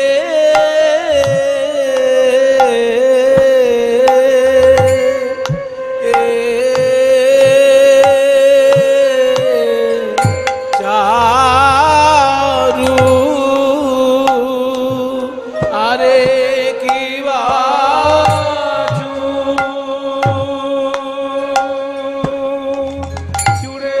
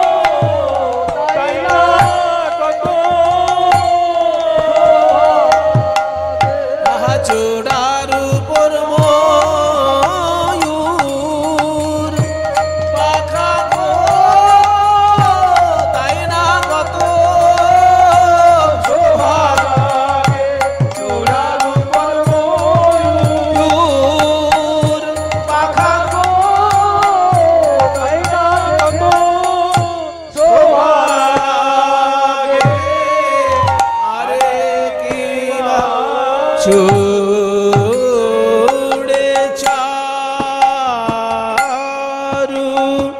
শিখণ্ড পণ্ডিত চূড়ে চারু চারু শিখণ্ড মণ্ডিত। দেখলাম মালতী মধুকর মাল রে। আহা মরি মাথায় ময়ূরের পালক, আর ময়ূরের পালকটা বাঁধা আছে কি দিয়ে জানিস? মালতী ফুলের মালা। আর ওই যে মালতী ফুলের মালা দিয়ে চূড়াটা তৈরি করা, তাতে ময়ূরের পালক। ওই মালতী ফুলে এত ঝাঁকে ঝাঁকে ভ্রমর এসে বসেছে যে মালতী ফুল আর দেখাই যাচ্ছে না। তাই আমি বুঝতে পারলাম না ওটা কি মালতীর মালা না ভ্রমরের মালা। ললিতা বলছে, বাবা এত ভ্রমর করতে গেল? ভ্রমর তো ততক্ষণই ফুলে থাকে যতক্ষণ ফুলে মধু থাকে। তো এই মালতী ফুলে কত মধু যে ভ্রমর উড়ে পালাচ্ছে না? বলছে ভ্রমর গুলো এসেছে, মালতী ফুলে বসেছে, কিন্তু তারা মালতীর মধুর আশা করে বসে নেই। তারা গোবিন্দের রাঙা চরণের প্রেম মধু পান করছে। তাই ঝাঁকে ঝাঁকে এসে বসেছে, উড়ে আর কেউ যাচ্ছে না। দেখলাম ভ্রমর ঝাঁকে ঝাঁকে পাতি পাতি বসেছে গো মালতী মালে ভ্রমর ঝাঁকে ঝাঁকে। গোবিন্দের প্রেম মধু পিবে বলে তারা প্রেমানন্দে গুন গুন করে গো। গুন গুন গুন গুন, তাই গৌর হরে বল। প্রেমানন্দে গুণ গুণ করে কমল মধু পাবে বলে। প্রেমানন্দে গুণ গুণ করে কমল মধু পাবে বলে। প্রেমানন্দে গুণ গুণ করে চরণ বদল মধু পাবে বলে তারা ভ্রমর ঝাঁকে পাতি পাতি বসেছে গো মালতী মধুকর মাল। আর কি দেখলি? আর কি দেখলাম শোন। মধু গোবিন্দের যে মালতী ফুলের মালা, তাতে ঝাঁকে ঝাঁকে ভ্রমর বসেছে। এত অপূর্ব রূপ, ধন্য ধন্য সেই রূপ। আর ওই রূপ যে সাজিয়েছে সেও ধন্য, ওই রূপ যে দেখেছে সেও ধন্য, যারা সেই রূপের কথা শুনছে তারাও ধন্য, আর যারা ওই রূপের কথা শুনে জয়ধ্বনি দিচ্ছে তারাও ধন্য।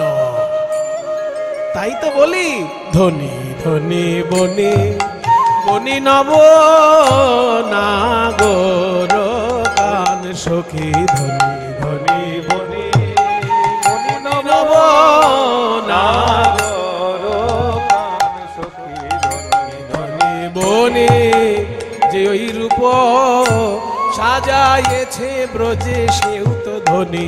ধনী ধনী বনি যে ওই মধুর রূপ দর্শন করে সেই তো ধনী। ধনী বনে যারা দেবে জয়ধ্বনি ব্রজে, সেও তো ধনী।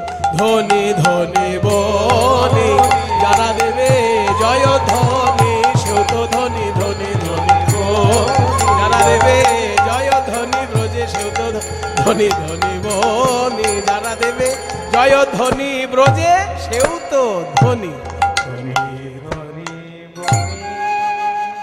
ধনী ধনী বনি নাব। ধনী মানে কি?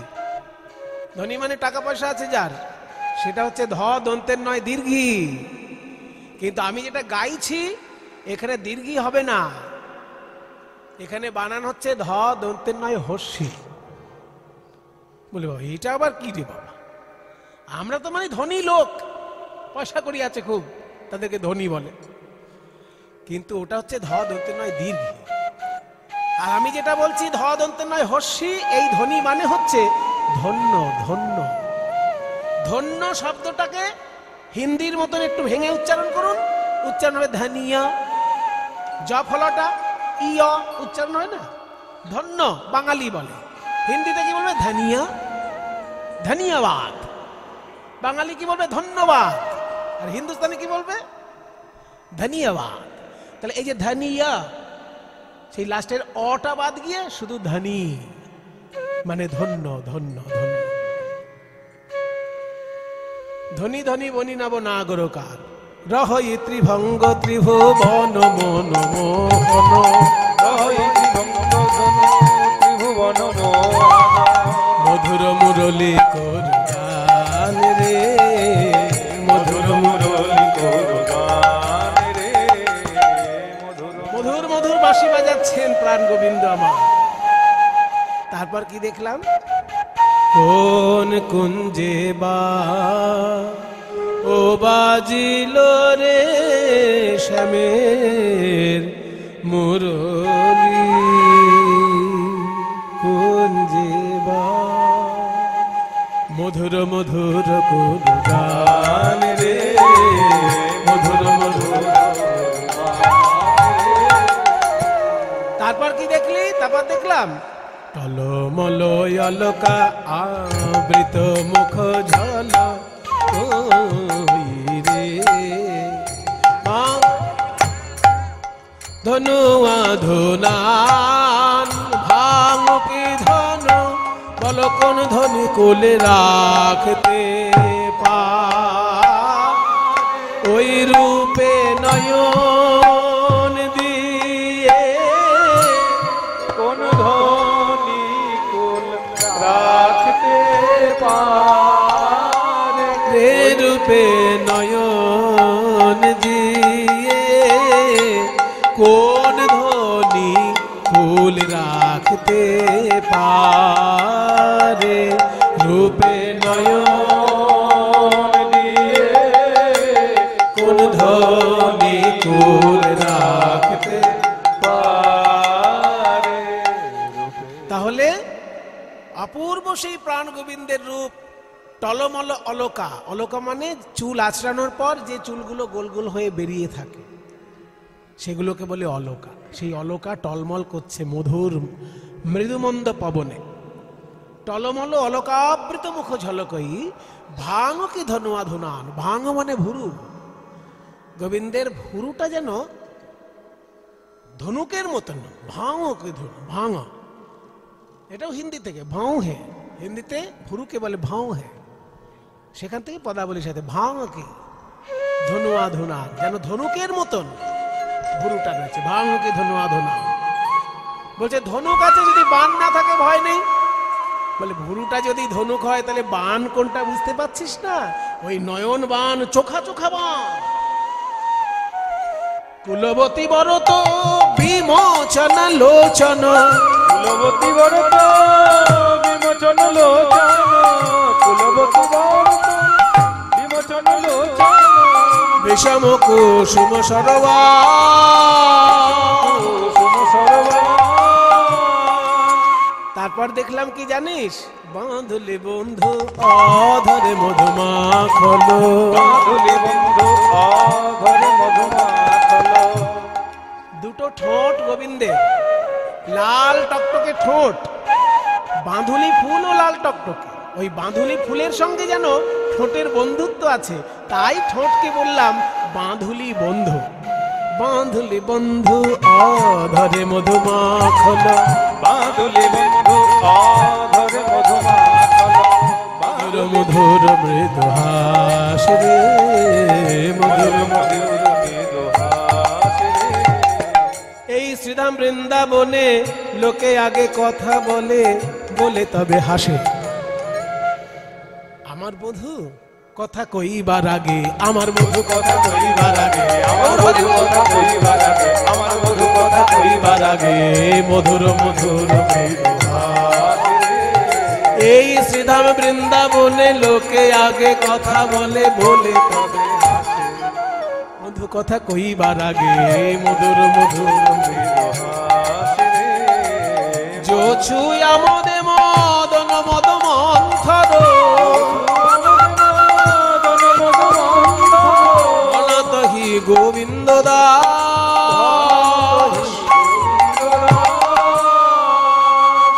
এত সুন্দর পদ যিনি রচনা করেছেন সেই গোবিন্দ দাস বলছেন, বলি সেই রূপ তোমরাও দেখো, যেই রূপ দেখলো রাধা, যেই রূপ দেখলো রাধা, যে রূপে রাধার মন বাঁধা, এই রূপ দেখলো রাধা, রূপে রাধার মন বাঁধা,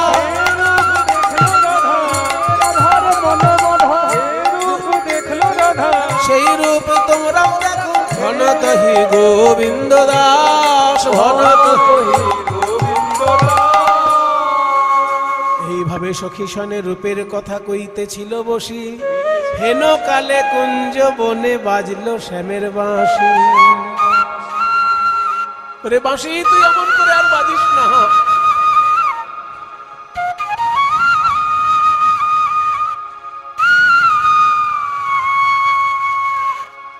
বাজিস না রে বাঁশি, অমন করে বাজিস না, বাজিস না, বাজিস না, দোহাই তো, বাজিস না।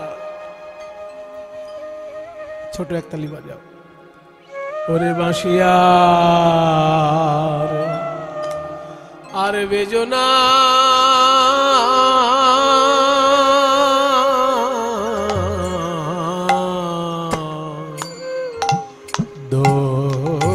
দোহাই দোহাই বন্ধু বাঁশিয়ার আর বেজনা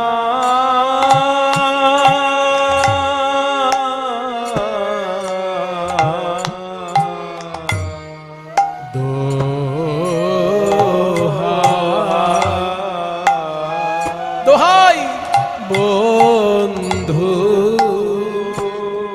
আমার আকুল করিলে রে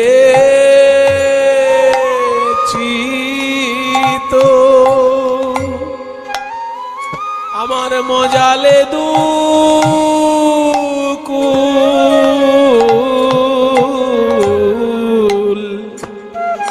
তুমি গানে গানে সুরে সুরে ঢালো রে বিষ,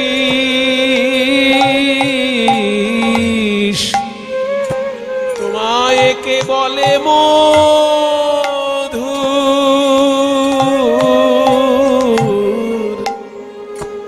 এখন আমার চলিতে না চলে পদ। ছোট তালের গান, কিন্তু শুনে মনে হচ্ছে কত সুন্দর বড় তালের ভাব পরিপূর্ণ। এই গান আমায় দ্বিজেন দে মহাশয় শিখিয়েছে, বলেছিলেন ছোট তালেও যে কেমন বড় তালের ভাব থাকে, এই সেই গানের উদাহরণ। আমার চলিতে না চলে পদ, বাঁশিরে তোর গান,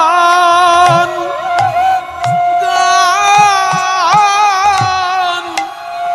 শুনে রে চলিতে না চলে পদ বাঁশিরে তো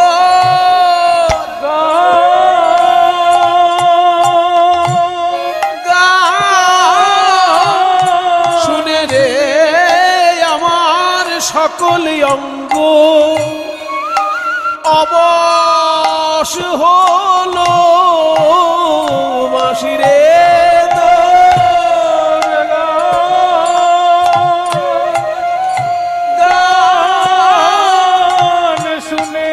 আমার সকল অঙ্গ অবশ হলো, বলি ওরে ডাকাতের মুরলি, আমার সকল অঙ্গ অবশ হলো, বলি ওরে ডাকাত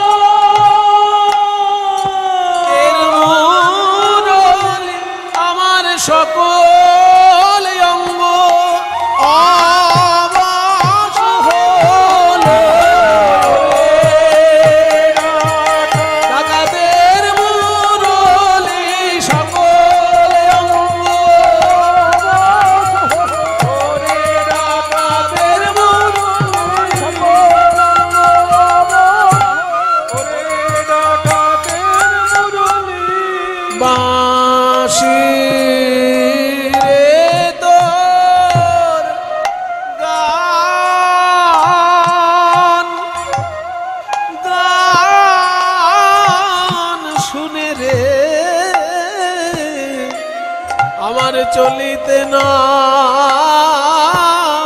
চলে পদ, বল কুঞ্জ কত দূর,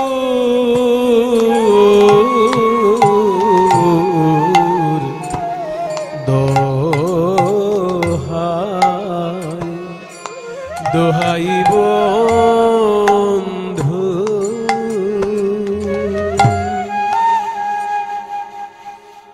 যখনই বাঁশি বেজেছে সকল সখীগণ এসে রাধারানীকে সাজিয়ে দিচ্ছেন। অষ্টসখী কে কিভাবে রাধারানীকে সাজাচ্ছে তার একটি সুন্দর পদ। অষ্টসখীর নাম দিয়ে দিয়ে পদ একদম।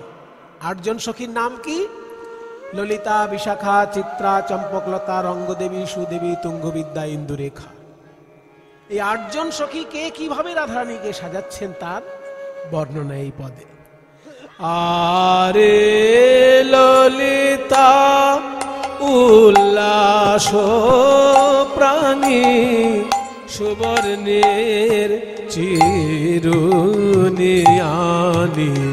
ললিতা উল্লাস প্রাণী, সুবর্ণের চিরুনিয়ানি। মনসাধে আচরিল চুল, আহা মরি রে বিশাখা কবরি বাঁধে, নানা মনোহর ছাদে। বিশাখা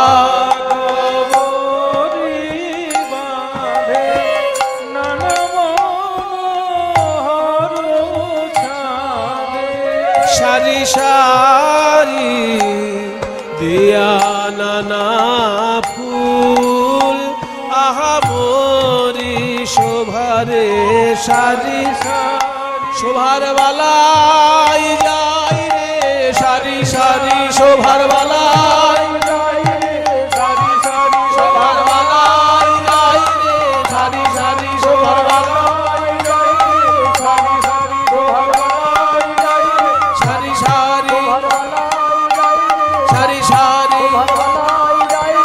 সারি সারি দিয়া নানা ফুল, আহা মরি শোভারে সারি সারি। ললিতা চুল আছড়ে দিল আর বিশাখা খোপা বেঁধে দিল। তারপর চিত্রা এসে কি করছে? সোনার টিকলি পরিয়ে দিচ্ছে। সোনার টিকলি, টিকলিটাকে পদাবলীর ভাষায় সিথি বলছে। চিত্রা সময় জানি সুবর্ণের সিথি আনি, চিত্রা সময় জানি সুবর্ণের সিরিয়ানি। চিত্রা সময় জানি যতনে দেওয়াল সিথি মূলে, চম্পক লতিকা ধ্বনি, সুরঙ্গ সিন্দুরয়ানি শোভারে।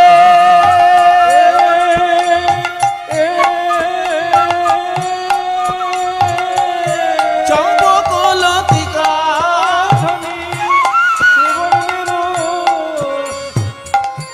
যতনে দেওয়াল সিথি মূলে গো, সুরঙ্গ সিন্দুরয়ানি।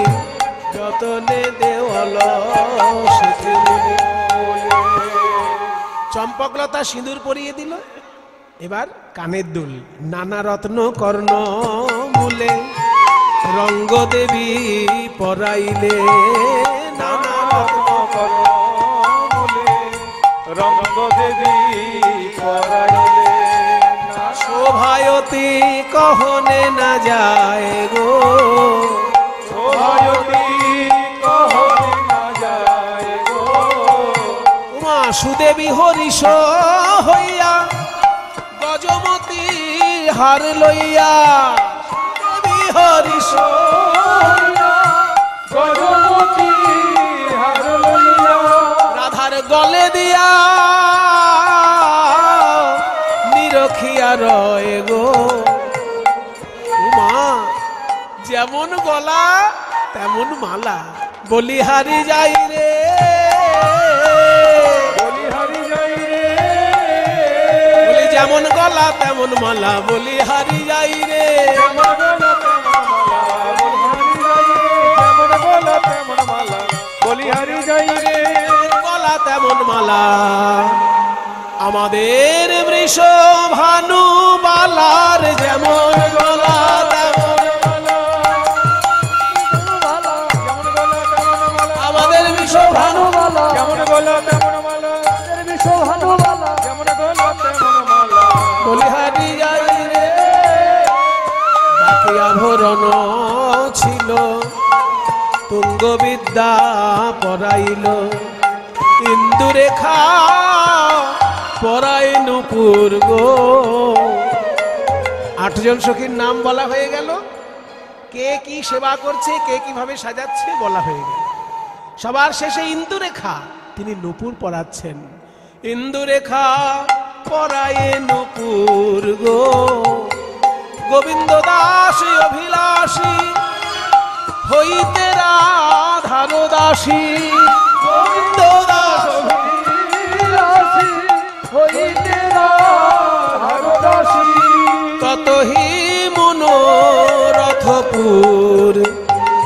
ভাগ্যবান পদকর্তা গোবিন্দ দাস রাধারানীর চরণ পানে চেয়ে নুপুরের উদ্দেশ্যে বলছেন, ওরে সোনার নুপুর, ওই ইন্দুরেখা সখী তোকে যতন করে পরাইছেন বটে, কিন্তু নুপুর রে তুই আমার কথা রাখ, একবার খুলে যা, খুলে যা, খুলে যা, খুলে যা, আমি আবার তোরে পরাইব নুপুর, খুলে যা, খুলে যা, আমি আবার তোরে পরাইব নুপুর, খুলে যা, খুলে যা, আমি আবার তোরে পরাইব। কি হবে তখন? ওই রাই চরণ হৃদে ধরে আবার তোরে পরাইব, রাই ওই রাই চরণ হৃদে ধরে আবার তোরে আবার নুপুর, খুলে যা, খুলে যা। তাই গোবিন্দ দাস অভিলাষী হইতে রাধার দাসী, ততহি মনোরথপুর। এইভাবে রাধারানী কুঞ্জে প্রাণ গোবিন্দের কাছে এসে দাঁড়ালেন। আবেশে সখীর অঙ্গে, আবেশে সখীর অঙ্গ হেলাইয়া বৃন্দাবনে প্রবেশিল, শ্যাম জয় দিয়া বৃন্দাবনে প্রবেশিল, বৃন্দাবনে যাইয়া রাই ইতি উতি চায় মাধবীল তার আড়ে দেখে শ্যামরায়, মাধবীল তার নাগর যে দাঁড়ায়ে আছে,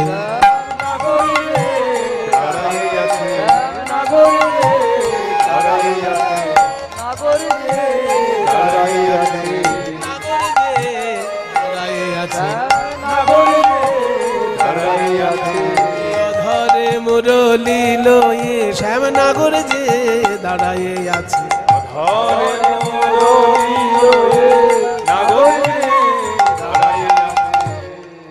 প্রাণ ভরে প্রাণ গোবিন্দ বাঁশি বাজাচ্ছেন। পেছন দিকে এসেছেন রাধারানী। এবার রাধারানী তো আর ধাক্কা দিয়ে বলবেন না, বধূ আমি এলাম, ওই নিম্ন রুচি তো নয়।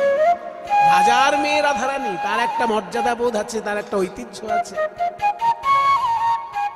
তাই কি করলেন রাধারানী?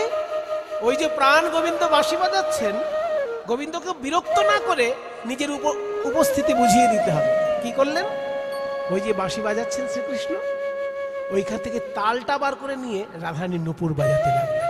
1 2 3 1 2 3 1 2 3 1 2 1 2 1 2 3 1 2 1 2 1 2 1 2 1 2 3 1 2 3 1 2 3 নূপুরের রুনু ঝুনু নূপুরের রুনু ঝুনু নূপুরের রুনু ঝুনু নূপুরের রুনু ঝুনু রুনু ঝুনু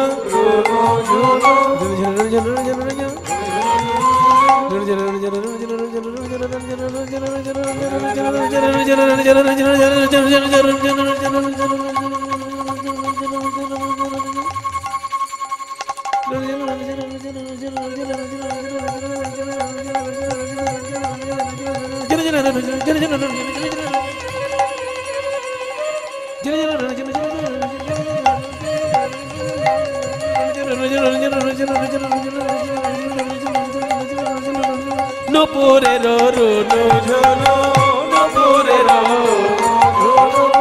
উড়ে গেল সারা নাগর।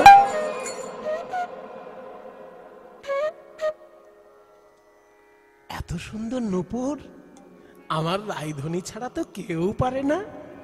নাগর চমকি বলে রাই এলো পারা, নাগর চমকি বলে আমার রাই বুঝি এলো গো, নইলে এমন নূপুর ধ্বনি কে বা জানে, আমার বাঁশির সুরে তাল মিলায়ে নূপুর ধ্বনি কে বা জানে, আমার বাঁশির সুরে তাল মিলায়ে। এসো এসো এসো আইসো আইসো ভালো হলো, আইসো আইসো ভালো হলো গো প্রেমময়ী রাধা, তোমার দর্শনে দূরে গেল মনসিজ বাধা, দর্শনে দূরে গেল রাধে তুমি আমার তন্ত্র মন্ত্র, তুমি আমার তন্ত্র মন্ত্র, তুমি মোর ধ্যান, তুমি মোর জপ তপ, তুমি হরি নাম, তুমি মোর জপ তপ, তুমি হরি নাম। এবার নিজ পিত বাস দিয়া, পিত বাস দিয়া রাধার চরণ ধুলা ঝাড়ে, ললিতা মুচকি হাসে কুণ্ডলতা রাড়ে, ললিতা মুচকি হাসে কুণ্ডলতা। রাধারানীর চরণ ধুলা পরিষ্কার করে দিলেন গোবিন্দ নিজের ওড়না দিয়ে, নিজের চাদর দিয়ে। তারপর কি করলেন? চূড়ার মধ্যে সব থেকে সুন্দর ফুলটা ভেঙে নিয়ে রাধারানীর চরণে পুষ্পাঞ্জলি দিলেন। ভাঙিয়া চূড়ার ফুল, ভাঙিয়া চূড়ার ফুল হাতে করি নিল, নম প্রেমময়ী বলি রাই চরণে দিল, নম প্রেমময়ী বলি রাই চরণে দিল। এবার দোহাকারে মিলল, দোহাকারে মিলল রসের মঞ্জরি, জ্ঞান দাস মাগে রাঙা চরণ মাধুরী, জ্ঞান দাসে মাগে কালা চাঁদ, ও কালা চাঁদ, কালা চাঁদ চাঁদ চাঁদ চাঁদের বামে চাঁদ বদনি দাঁড়ালো, চাঁদ চাঁদ চাঁদ চাঁদের বামে চাঁদ বদনি দাঁড়ালো, চাঁদ চাঁদ চাঁদ চাঁদের বামে চাঁদ বদনি দাঁড়ালো, চাঁদ চাঁদ চাঁদ চাঁদের বামে চাঁদ বদনি দাঁড়ালো রে রাই বিনোদিনী, দাঁড়ালো রে রাই বিনোদিনী। যুগল রূপের ছটায় জগৎ আলো, চাঁদ বদনি দাঁড়ালো, রূপের ছটায় জগৎ আলো, চাঁদ বদনি দাঁড়ালো, দাঁড়ালো রে শ্যামের বামে নবীনা কিশোরী, দাঁড়ালো রে শ্যামের বামে নবীনা কিশোরী। পশু পাখি উন্মত দুহুর প্রহেরী, পশু পাখি উন্মত দুহুর প্রহেরী। এবার ললিতা বিশাখায় আদি যত সখীগণ, ললিতা বিশাখায় আদি যত সখীগণ আনন্দে দোহার রূপ করে নিরীক্ষণ,